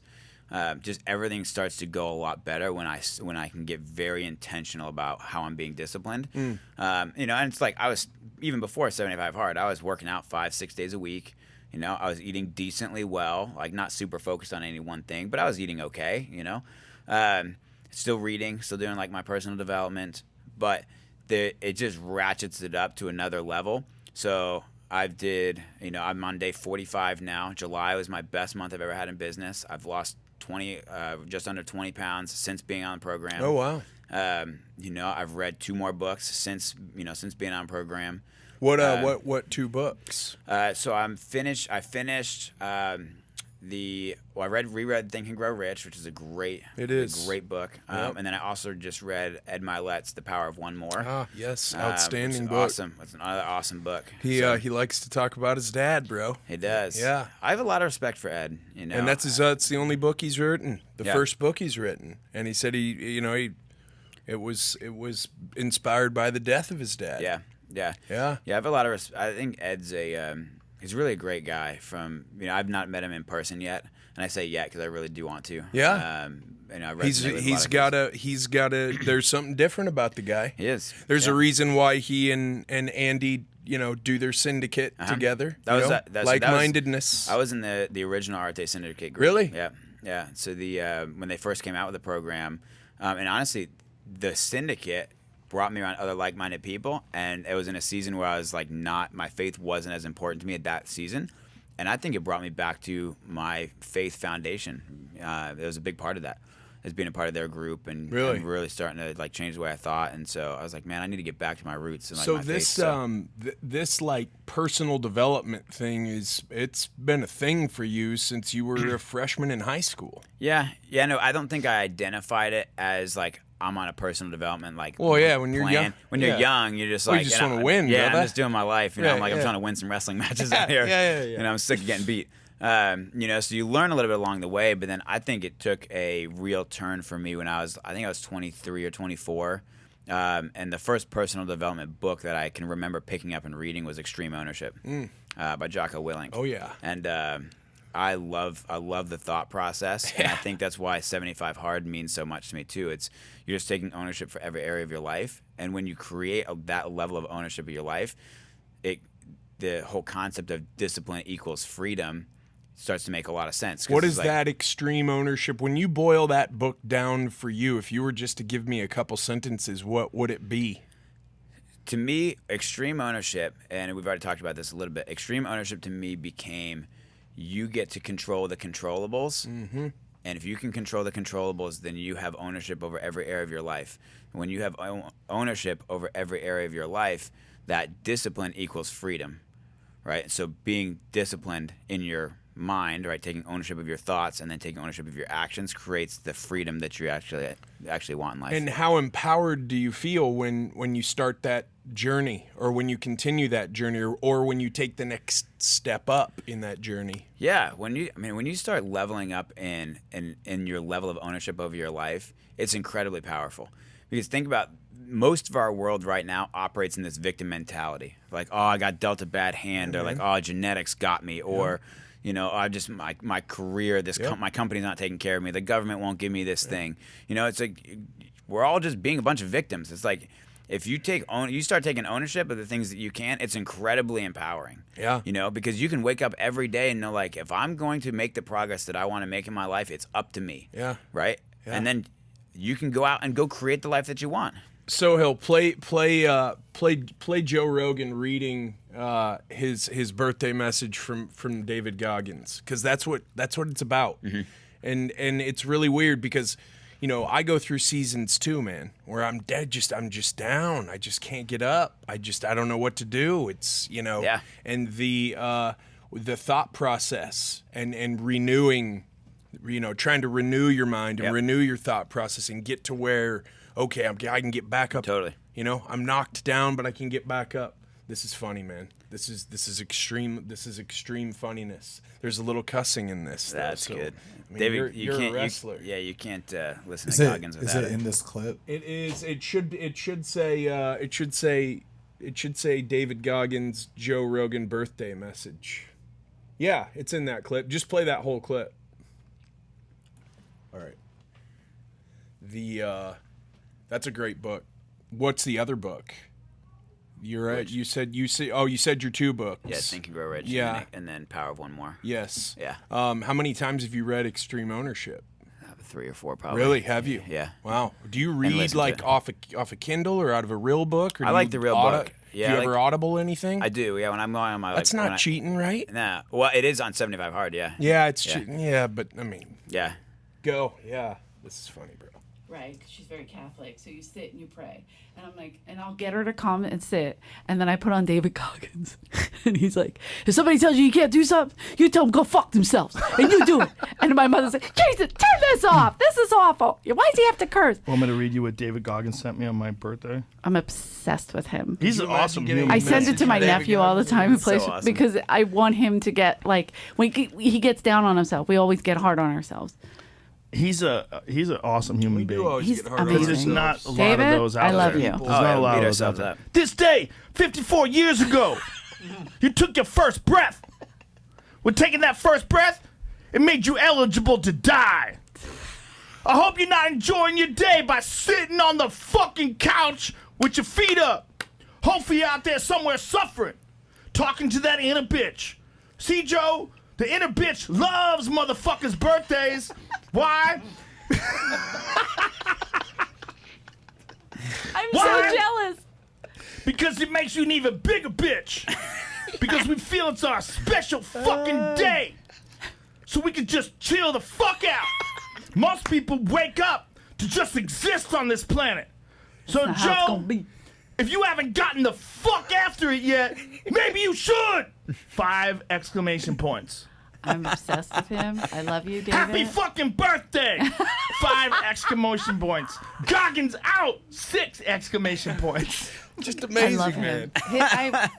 He put something up about his feet because, as you know, I saw that the other day. And then he got all these, you know, everyone's talking. You know, your balance is off, and then he put something up this morning like, that was what y'all took out of that. Yeah. You know. Yeah. The mindset is just it's just fascinating, and when that changes, everything changes. You said that July was your biggest month in business. Yeah. How long have you been after it at this business? And did you start this? Were you recruited to this? Did you meet the person who started did this all happen at this men's group thing? Yeah, as part of that. So WealthWave is the name of our financial firm that I'm with. It's a very cool name. Yeah, we're the HowMoneyWorks company. So it's a big thing that we do. I bought one of our books here. So HowMoneyWorks. So big thing we do is financial education. And there's a great example. You can flip through that. It's very easy to read. Stop being a sucker. Stop being a sucker. Yeah, it's a inside joke. You ever been to a bank? Yeah. Yeah. So what do they have sitting on the counter? Yeah. They usually have lollipops in there. That's right. Yeah. When you'd go through the drive-thru when you were little, that's Yeah. what you'd look forward to with your mom. What brand were they? Hell, I have no idea. They're usually the little ones. Yeah, Come in a big bag. I don't know. Called Dum Dums. Dum Dums. They're literally I'm not a they're candy literally guy. they're literally warning you. So banks, and we can talk about this a little bit, but we you know, will. the big joke on banks is like, you know, especially with the way interest rates are and whatnot, you know, banks are going to offer you about 0.3% interest rate, right? That's you know, based on what we call the rule of 72, you know, simple math for understanding how compound interest works. It's going to take 800 years for your money to double in a bank account, right? Right. So versus they're going to give you a credit card, and the interest rate on that credit card is 24%. So they're going to give you 0.3, they're going to charge you, you know, 24, right? So it's like we're just being suckers, right? So that's the whole reason there's a sucker on the front of the book. We're being a bunch of suckers, right? And they're warning us by giving us dum-dums when we show up at the at our local bank. Yeah, absolutely. So anyway, I got into our firm. I actually started part-time. So while I was still in engineering, I was running an engineering firm, and I was like, my big reason for getting in is I loved the education. I loved the idea that I could go out and help people and make money doing it. And then I recognized along the way that I could really go out and build something great for myself, my family, you know, and my future with this company. And so I made the decision in September of 2020 that I was going to go full time, and I was going to start taking this business full time. So over the next year, and there's a reason. So it was a COVID, yeah. So and there's a good reason for that. I mean, I had worked my butt off for this engineering firm, and I had a director of operations role running an office in Houston, and Working for the man. Working for the man, yeah. My boss used to come in and be like, "There's my retirement plan," you know, like tell that to me. Really? I'm like, yeah. I was like, He would say that to oh you? Yeah, oh yeah. He's Seriously? like, oh yeah, yeah. He didn't mind mentioning that, you know, for if our office was successful, he could retire happy. You know, that could be a scene in Fight Club. Yeah, it could be. Yeah, Seriously. We're gonna talk about Fight Club though. The balls on the guy. Yeah, and and I mean, I think he was well intentioned. You know, he like just, you know, trying to make some jokes and whatnot. But I'm like, but I understood the assignment. It's like, you're here to build this office and make it as profitable as possible. And our owners and our shareholders, they're going to take the majority share of that, and then you're going to get paid a measly salary, and we'll dangle a little carrot out in front of you until you die fat and happy. Yeah. And you know, and again, that's just business. That's the way most corporations work. But I knew for me, I said, that's not going to be what builds the life that I really want. And I didn't feel like I was really helping a whole lot of people. I had my team there that I got to lead our team, and, you know, I loved those guys. But at the end of the day, I'm like, I don't feel like I'm doing a lot of good in society. And that was important to me, you know. And so I started building up our business part-time, just after hours. I'd work, you know, 7 to 5 most days, and then I'd come home, and, you know, from 5 till 9 at night, I'd be doing client appointments and meetings and getting things going. And so in September of 21, when my wife and I, we'd bought a house up here just north of Frisco. And we closed on Friday the 10th, and on Monday the 13th, I went in and put in my 2 weeks notice. I need my W-2 to close. So. Yeah, there you go. There you go. And so I walked out of engineering 2 weeks later, and it's been almost a year now. Been full time and really building and tearing it up, and so it's been awesome. A blast. No it's been doubt. A blast. Why do you think it is that in our schools and in our universities, kids aren't taught about how money works? They're not taught about how to build credit. They're not taught about how to invest. They're just taught, go get a job. You're going to get 2 weeks a year off. Yep. You go down to watercolor and sit on the Gulf and drink some margaritas. Then you're going to buy a house. Maybe you're going to get that for 2.5%, 3%, 4%. So you're going to pay for that for 30 years, which means you're going to pay for that house like 4 or 5 times. Yep, exactly. Right? Yeah. Yep. Why is that? Is that intentional in your opinion? Yeah, you know, I for sure think, you know, what's the incentive? What's the incentive for schools to teach kids how to take control of this, how to take control of their money, how to take control of their careers? You know, if you think about it, they're not really incentivized to do that, right? You know, because what happens is, like, if that was the case, you know, if that was the case, and we were really teaching more and more kids that, hey, you get to be the dictator of your life, you get to grow.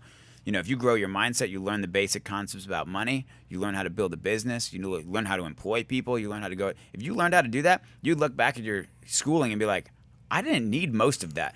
Don't you think that if they taught you that in grade and high school, you might not even go to college. Most people wouldn't. The Because- big universities would look at it and be like, "You're crushing our revenue right now because you're pulling all these people away from So colleges." there's a system. I for sure think there's a system for Because it. there's an educational system. Yep. We need to educate all of our children, and then they all need to go to Everything's. college. You got to think everything's got to be connected, right? I reckon. So, if the education system, if it doesn't benefit higher ed, right? So if we don't teach this kind of stuff now, then kids are going to go to higher ed thinking I have to have a college degree so that I can, make sure that I can get a good paying job when I get out of school, right? Which means along the way, what are they doing? They're probably taking some student loans because where are they taking those loans from? Taking them from the government.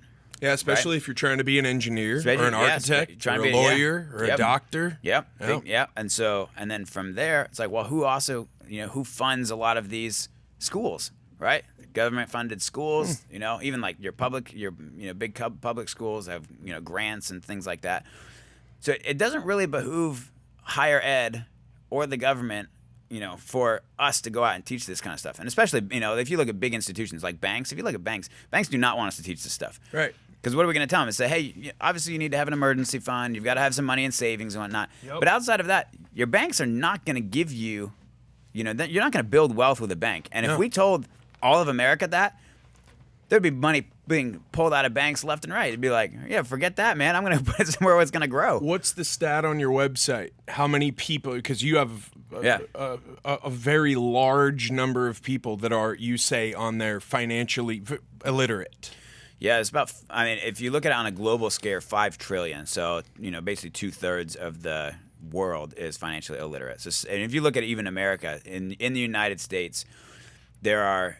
I would say if we pulled up basic concepts in our book, 90% of people cannot answer the basic statistics that come out of this book. Give me a basic. Give me a basic statistic All right, in this book. I'll give you a basic concept that most people Okay, should okay. know that don't. Okay, fire off. Rule of 72.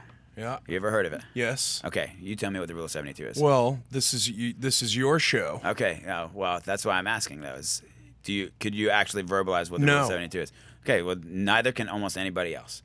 And that's the point. Is that so rule of 72 is just basic math for understanding how compound interest works. So we take the number 72, divide it by an interest rate, that will equal the years it takes for your money to double. Right. Now, if we started thinking with that thought process, because we borrow money all the time. We put our money in places where it's going to grow and they're going to give you an interest rate. Yep. So if we start thinking with the thought process of how does the rule of 72 apply to whatever I'm doing with my money? Okay, so if we looked at like bank accounts, and most people have no idea what the interest rate is in their bank account. They just know like, hey, my money is safe because it's there and, I can at least not lose any money there. I'm like, you're losing money because inflation, right? So, but banks are going to give you 0.3%. So 72 divided by 0.3 is 240 years. So it takes 240 years for your money to double in a bank account offering you 0.3% interest, right? But then they're going to offer you a credit card at 24%.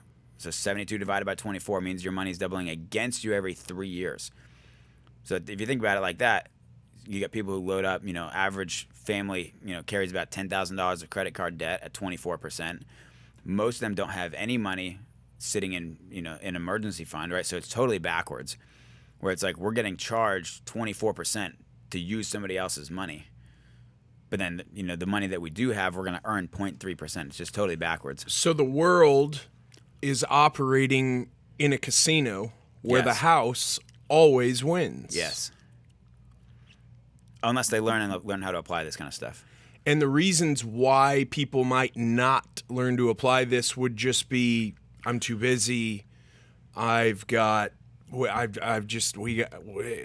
got too much coming at me. Yeah, a lot of it too is money. Money is a weird topic to talk about. I didn't grow up talking about money. My family never did. Were these concepts new to you when you learned them? Yeah, especially the way that we put them. I had heard of compound interest, but didn't know I couldn't have articulated rule of 72. That's for sure. I couldn't have explained to you the exact differences in how tax categories work, how tax deferral versus, tax exempt. I couldn't tell you the difference between the two. These are all concepts that we teach, and teaching people how to utilize the tools available to you to put yourself in a real position to win. But I would say most people don't learn it because, number one, they think it's way too complicated. And two, they get caught up in the minutia of the rest of their life, and then 10 years goes by, and they're like, "Oh man, I really should have done something," and they never did. And by then, they're so behind the 8 ball that there's no pulling out. Well, I don't always say this too. If the best time to start was yesterday, the second best time is today. Yeah. Right. Sure. Just like fitness. Yeah, just like fitness. Exactly. Yep. And so with people who, maybe they say, and I have several people I work with who are young. They're like under 25, and they're like, they've grabbed a hold of this.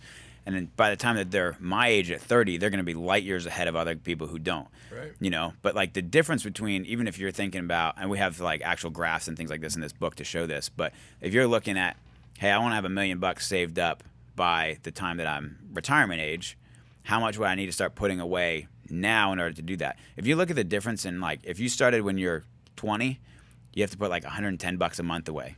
That's it. But $1,200 a year. In a way, yeah. Is putting it away in a bank No. that gives you It's putting it away in a place that's actually going to grow. So we use the illustration of 9%, which if you historically look at the way the market has grown, even in big market volatility, it averages out to be between 7 and 10% over the past 100 years. Right? So if we put it in a good fund that's going to grow at 9% over a long period of time, that's what we base some of these numbers off of. So $110 a month when you're 20. If you do that, you'll have $1 million by the time you're retirement age.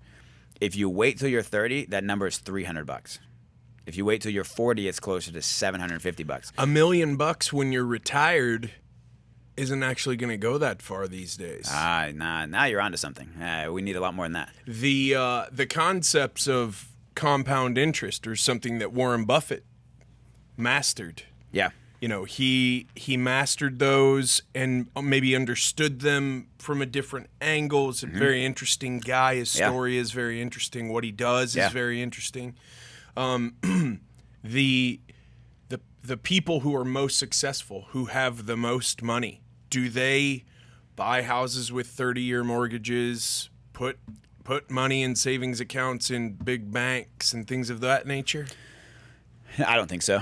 No, I think the people who are the wealthiest people in our country, they've done a couple of things. Number one, you're right, like a Warren Buffett, they've figured out how to utilize the system that's available to them and investing in companies in the country and say in the country. So like if you look at like the S&P 500, right? Classic. So the S&P 500 is a conglomeration of your 500 biggest companies in the country.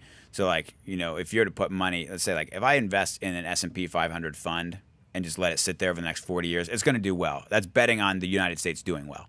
And even with all the turmoil we see right now, I'm going to bet on the U.S. to win. I agree. Right. So, because I can bet on places like Texas. I can bet on the hard people of the country to say like, we're going to make this country win. Absolutely. But if you can do that, like Warren Buffett, right, put money in a place where it's going to grow consistently.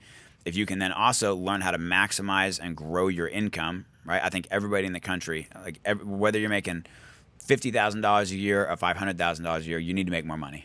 I really believe that. We're not gonna. If you look at wage rates in major corporations, 2.5%, 3%. If you're feeling like if they're really feeling nice and want to give it to you, right? That's not nearly enough to overcome inflation. And you're going to end up just in this absolute pit where you don't have anything left over to start saving, putting away. How many entrepreneurs who are out there hustling their ass off every day do you meet who don't know these principles? Still quite a few. Yeah, still quite a few, because I think there's two mindsets. There's an investor's mindset versus just a straight builder's mindset. And the builder's mindset, and I talked to a guy like this the other day, he goes, this is all well and good, but why can't I just go out and just earn that money? I'm like, you can. But at some point, you're going to run out of both time and energy. So you got to have your money in a place where it's growing for you, right? So your money's working while you're not working. And that's a concept that a lot of entrepreneurs need to start getting a hold of too. It's like, yeah, you can maximize your income, but let's put what you're making and stick it somewhere where it's really going to grow, so that you don't wake up in 30 years and be like, I made a lot of income, but my money hasn't been working for me this whole time. I could have had 2, 3, 4 times what I have now if I had just put it to work for me years ago. I see a lot of people who would benefit from this, but they would say, well, I just need a couple of my ships to come in, and then I'll learn, and then I'll get after that. Yeah. And you said already, if the best time to learn this was yesterday, yeah, the second best time to learn it is today. Totally. Can you start this with almost no money? Can you start making these improvements? So this is very similar to fitness. Yeah, it's 1,000%. If you did nothing for the last 2 months and you just go for a half a mile walk today, you're on your way. Yeah, totally. I'll just give you my own personal journey too, because I had a financial advisor who at least taught me a little bit about this stuff. Not in this way. We do it better than anybody else does, and I'm a firm believer in that.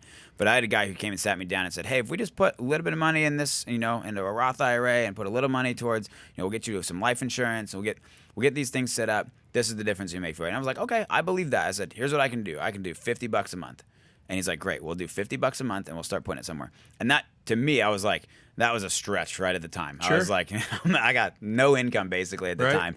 I was like, but I'll figure out a way to make that happen. And same with like building savings. I was like, my income is very small at this point.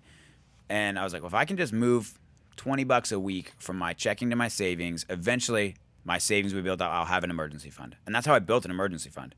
Just very slowly transferring a little bit of money here and there. So it doesn't have to be, and I talk to guys all the time, they're like, well, I got a big windfall. Yep. I got a big sale that's coming through here. Got a big deal that's coming through.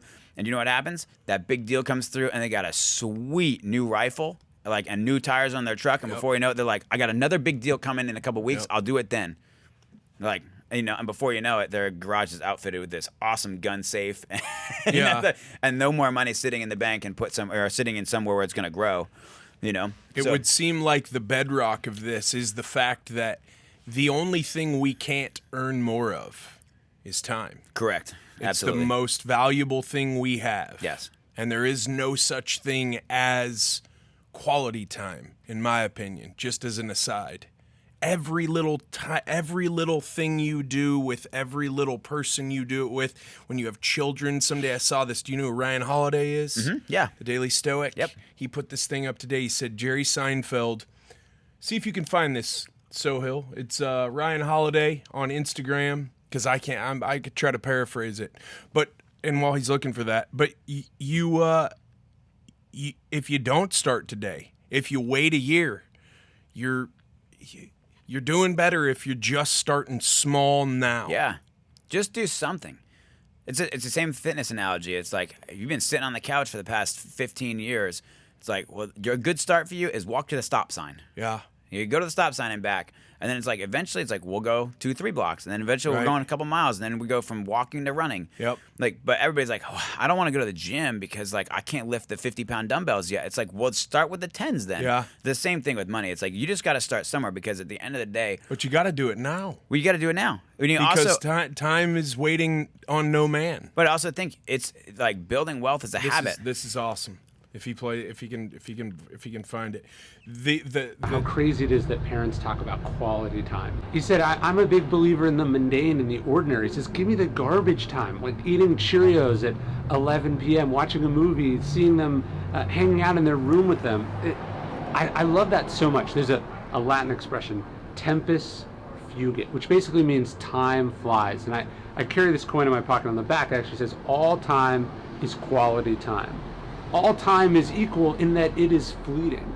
And so as parents, to take it for granted, to think that the vacation starts when you get there and doesn't involve the drive and the flight, to want special time with your kids and then ignore being stuck in the car together or having a snow day together is to miss the point. It's all quality time if you decide to make it quality time, if you decide to actually be present for it. You don't rush through it, because what you're rushing away from is now the gift of the present moment. Yeah, I agree with that. Yeah, me too. Yeah, I think that's great. I think that's inspiring for when I have kids. Yeah, every little moment. I think about my dad would make those little moments. Yeah. I'm sure your dad did the same thing. Totally. Big family. Yeah. Mine's not as nearly as large as yours, but I'm the oldest of 4. Yeah, and our last grandparent died 2 days ago. Oh wow. Yeah. It's just it makes you stop and think. If you start small now, little things become bigger things, right? Yep. Big doors swing on little hinges. Yeah, totally. The thing that strikes me about WealthWave that seems different, and you know, correct me if I'm wrong. I'm not big with financial planners. I get approached by them all the time. Yeah. is the value add. Yeah. And that's a big term now. If you want to grow on social media, add value, blah blah. What does that mean, right? Yeah. Some people, have you seen that crazy documentary on Netflix, the most hated man on the internet? Well, some people would say he added value because he grew a huge website, and he did it in a very terrible, horrible way. Yeah. It's mind. I had no idea that even existed. Yeah. You might have, because you're a little younger than me, but it's just crazy. Yeah. He would take pictures, and they ended up finding out that he was hacking into people's phones and emails and putting pictures of them on the internet that they didn't want on the internet. It's the craziest. Really? Bro. Yeah, I have to go look at it. It is. Yeah. Wow, I had no idea. It blew my mind. But the value add, the educational side, seems like you're like, let's talk this through. Let's learn about this before we ask you for a deposit type thing. Totally. And was that your idea? Was that y'all's idea? Or was that what drew you in a lot when you were like, this is what I'm going to do? Yeah, it was a big draw for me. This actually, so the HowMoneyWorks book, this is the real value add. Ironic timing, came out in January of 2020. And so great timing, right? So over the past, isn't that crazy? So it was so I had already started. I'd known about WealthWave and done a little bit of business, as a part of WealthWave for like a year and a half beforehand, before this came out. But this was for sure a selling point in me being like, I need to go full time, because this is the value add that the financial industry has been missing. Because I agree. Have you seen? Like you talked about the financial planner who sat you down and kind of walked you through a few things, and maybe he did add some value, but it didn't get as in depth. Yeah. Why is it that there's not the value add by your competitors? I think, for one, they don't want to put the market spend towards it. It's expensive to create an education system, and so a lot of curriculum there. There's a lot of curriculum, and this one's actually, our book has been backed by Heartland Institute of Financial Education, which is a big deal, right? It's a big deal to get their stamp of approval. A lot of advisors are not gonna. They don't want to spend the time going through the concepts and stuff that we teach, and the concepts that are in the book. Anybody can read them for themselves. But when I'm sitting down and starting helping a client understand, hey, here's where you are, here's where you want to go, here's why we need to do the things that I'm going to show you to do, here's why you need to do them, right? And they're going to see all these concepts, so they're going to make the educated decision for themselves. I don't think most advisors approach it from the standpoint, I'm just trying to sell you something. If I can just and they'll sell things and every firm's different. Edward Jones, they sell their own mutual funds, right? Northwestern Mutual, they sell their own whole life policies, right? Everybody's different, right? They've got their own thing, and we have all the same tools and products. We have all that. But we approach it from the standpoint of, we're going to educate you up front, and we're going to help you make the decision as far as what you want, and then show you why that's beneficial. And then from there, you can help take that education and really build what you want out of it. So the single mom who's got a kid or two, and maybe she's got a side hustle, and she's got a full-time job, and she's having a hell of a time making ends meet. Yeah. But if she could maybe cook 2 more times a month instead of having to order pizza, put together just that little amount, she could get started on something like this, and it could change the trajectory of not only her life, but the life of her kids. Yeah, you got a single mom who's got, a couple kids, and she's like, man, maybe college is the route for those kids. She's like, what if we start a college fund for those kids with 50 years, $100 a month?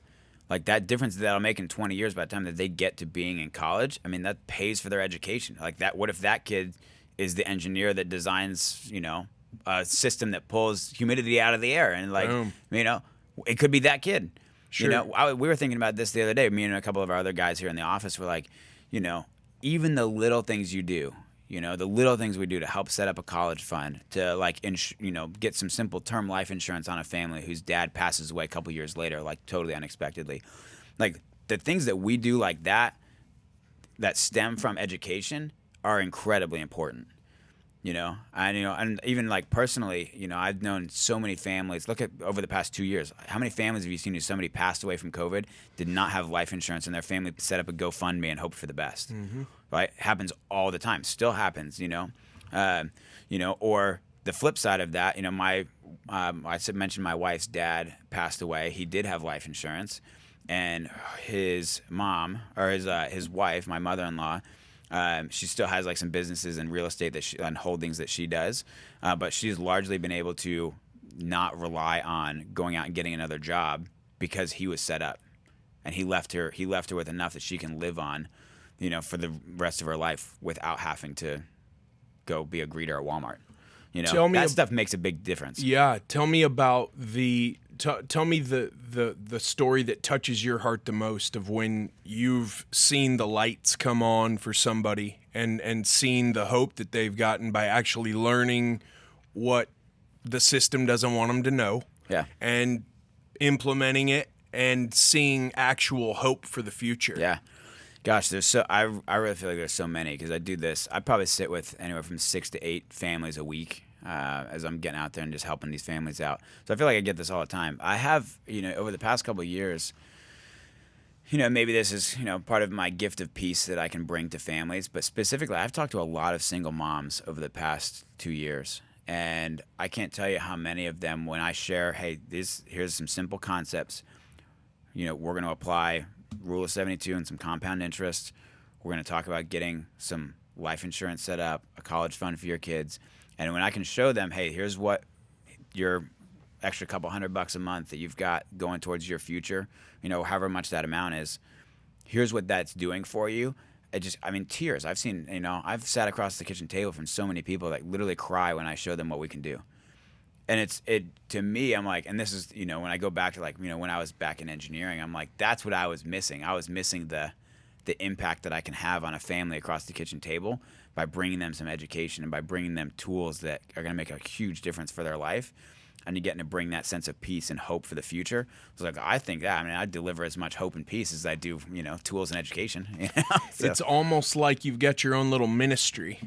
It is a ministry. I view it that way. I bring my faith everywhere I go with me. So which means at some point along the way, I can't tell you how many times I've, sat and prayed with a family across the table because, maybe they felt like there's no hope. And I'm like, well, we're going to bring some real hope and peace. We're going to, and I don't mind bringing faith into the conversation, and then of course I'm going to give you the tools that you need and the education you need. So yeah, I think that's a big part of it. That's so cool. Yeah. It's very similar to what we do.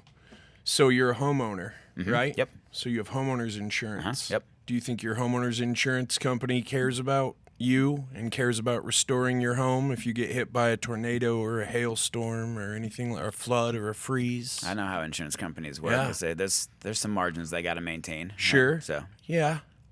They make a ton on premiums. They do make a ton. Because they Yep. invest, and they invest this way. Yes, they do. Not it's the 'cause system they're way. smart. That's right.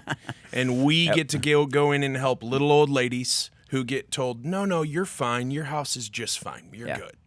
And turn the tide. Yep. And punch back. Yeah, you got to go to bat for them. Yeah, and there's got to be there's got to be things about this that touch your heart, but there's also got to be things about this that the lion in you, right? The power, the love and the sound mind, the power in you, that competitive that you have to love about saying we're punching back. Yep, totally. And there's something about punching back in life that makes you feel different. Yeah. Especially if you can do it for a living. Yeah, totally. What's it been like moving here, changing careers? Yeah. Doing this for a living? What's that been like for you just as a man, the fulfillment of that? Yeah, it's undeniable that it feels good to go out and help families, and I think there really is, in a lot of ways, it does feel like you're taking your power back, like when somebody else has got their hand on your life. So like when in our business, I get to control everything. I control who I get to do business with. I control my schedule. I control how I go out and operate. I get to control how much I'm... Novel concept. Crazy, right? Novel. Yeah. Wow. Yeah. Wow. So it's amazing how much It's so rad, man. When you take the power back, and control of your life, it's amazing how not only fulfilling it is for you, but the amount of impact you can have when you do that for other people. So it's like now I get to take what I've learned. I can go give that to other people. And so I wake up super grateful every morning that I get to go out and do this, And there's really two folds to our business too. So, we're also in the building business, which means we're always looking for people to come out and share this information and educate other people along the way. So I have other agents that are working with me now that even though they're on the part-time side, like they're just going out and helping 1 or 2 families a week. Not only are they getting the fulfillment of helping somebody else, but they're also making additional income for their family. So they're going out and doing that too. So it's like, I'm the one who trained them. I'm the one who trained them to go out and then help all these other families. And that's super fulfilling. Sure. When I've got a single mom who's like, I need a little extra income. I'm like, if you think you can teach these concepts, like, yeah, I can totally do that. That's awesome. Like, well, let's go help a few families together. And she, gets a check for a couple $1,000s. And she's like, all of a sudden the stars have changed. Sure. Like that's super fulfilling for me too. Yeah. So it's like there's 2 folds to that, which is like a really beautiful thing that I can teach the concepts to families individually, and then I can teach other people how to teach it and go out and do the same for other families. It's like, it's pretty wild. Well, some people don't understand that you don't have to live with a victim mentality. And they don't even know they have one. Yep. They're just migrating through life. They're just trying. They're just, the 6 inches in front of my face. I just got to go. And so when you get to help them with something as personal as money, to create hope, that's got to just be the most amazing feeling. It's a really great feeling. Yeah. It's, again, I wake up very grateful every morning.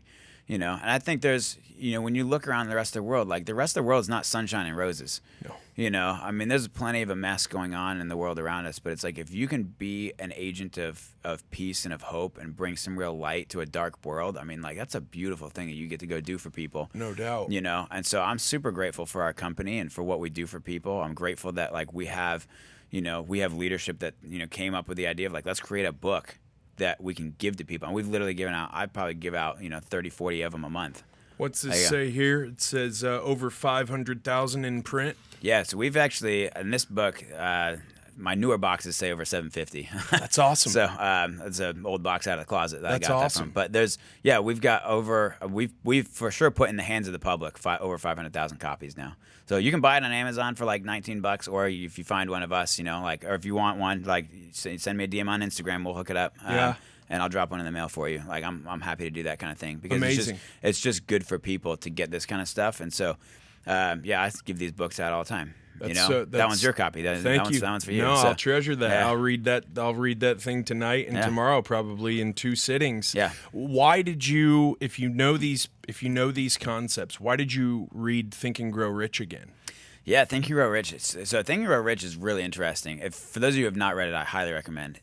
For one, it was written almost 100 years ago. Mm-hmm. And what's crazy about it is the concepts that he talks about, and again, he really talks about controlling your mind, right, and controlling the controllables and things like that, bringing around you a mastermind, right, or a collective group of people who are doing the same thing, working in the same direction as you. These concepts are a wonderful tool for teaching you the practical things. Where do I actually start putting my money? What tools are available to me? Like, what are the concepts, the rule of 72 and taxes? That's where, these are very practical things that we can implement. The Think and Grow Rich side is, how do I change my mindset so this makes more sense, right? So if I can get my mind wrapped around how do I change my thinking so that I can have an abundant mindset and not be dwelling in this place of scarcity. Let's go. Then I get into this, Preach. I get into the practical side of it, and I'm like, oh, that makes total sense. So that's half the battle. Like when I sit with families, it's like I can show them these concepts, but if they're thinking from a scarcity mindset, let's say I'm like, hey, we're going to put $200 a month and it's going to go towards XYZ. Here's what it's going to do for you. If they're in the scarcity mindset, their thought process is I'm losing $200. If you're in an abundant mindset, you say, I'm taking $200 and I'm creating something brand new out of it. Because I'm investing. I'm investing, right? I'm putting somewhere where it's going to grow. But that's half the battle, is getting people to get in this mindset of like, I'm investing in the future, and I have an abundant mindset where if I can take the little that I have and put it somewhere it's going to grow, I'm creating more, not I'm taking away from. That's a big mindset shift. That's very rad. So people who do have Instagram, what's your Instagram? And then people who don't have Instagram, what's your email, so that they can email you and get one of these sent to their door. That's right. Yeah. So or their PO box. Yeah. Whichever they. Maybe have. they don't want you to have their home address. Yeah. That's all. Yeah. Either way. So at Josh_Littauer is my Instagram. Yep. So I'm very active on Instagram and Facebook. Oh, you pulled up a picture of my puppy. That's so sweet. There we go. Little nugget. She's not really little anymore. She's I identify as a dog. Oh no. But according to my mom, I'm just a baby. She is a baby. Aw. She is a baby. That's awesome. Yeah, so she is a hoot. But yeah, so at Josh_Littauer, you can find me there. If you see a lot of pictures of my puppy, but talk about a lot of mindset, leadership, faith, talk about money, obviously. So there's a lot of good stuff there. If you find me on Facebook, if you just look me up, Josh Littauer, I'm pretty sure I'm the only one, so you find me there. All right. And then josh.littauer@wealthwave.com. If you email me there and just put in the subject line, want one of your books. Let's go. I'll get it to you. Brother, So- thank you for your time. Dude, This has thank been you. Awesome. It's been awesome, man. It's been a lot of fun. Yeah. So thanks for having me on. You're a star, man. That was rad. That was badass. That was a fucking great podcast. Thank you to Josh for his time. You got to check out this book, you guys. You've got to DM him on Instagram. If you don't have Instagram, email him. Both are in the podcast. Get this thing, read it. It's an easy read. The principles in this book could change the trajectory of your life, your children's life financially. And I know that's what causes most of us stress and anxiety is financial worries. How about if you could solve that by learning something that big money doesn't want you to know? So check this book out. All the info on the podcast. Hope you enjoyed it. See y'all next week.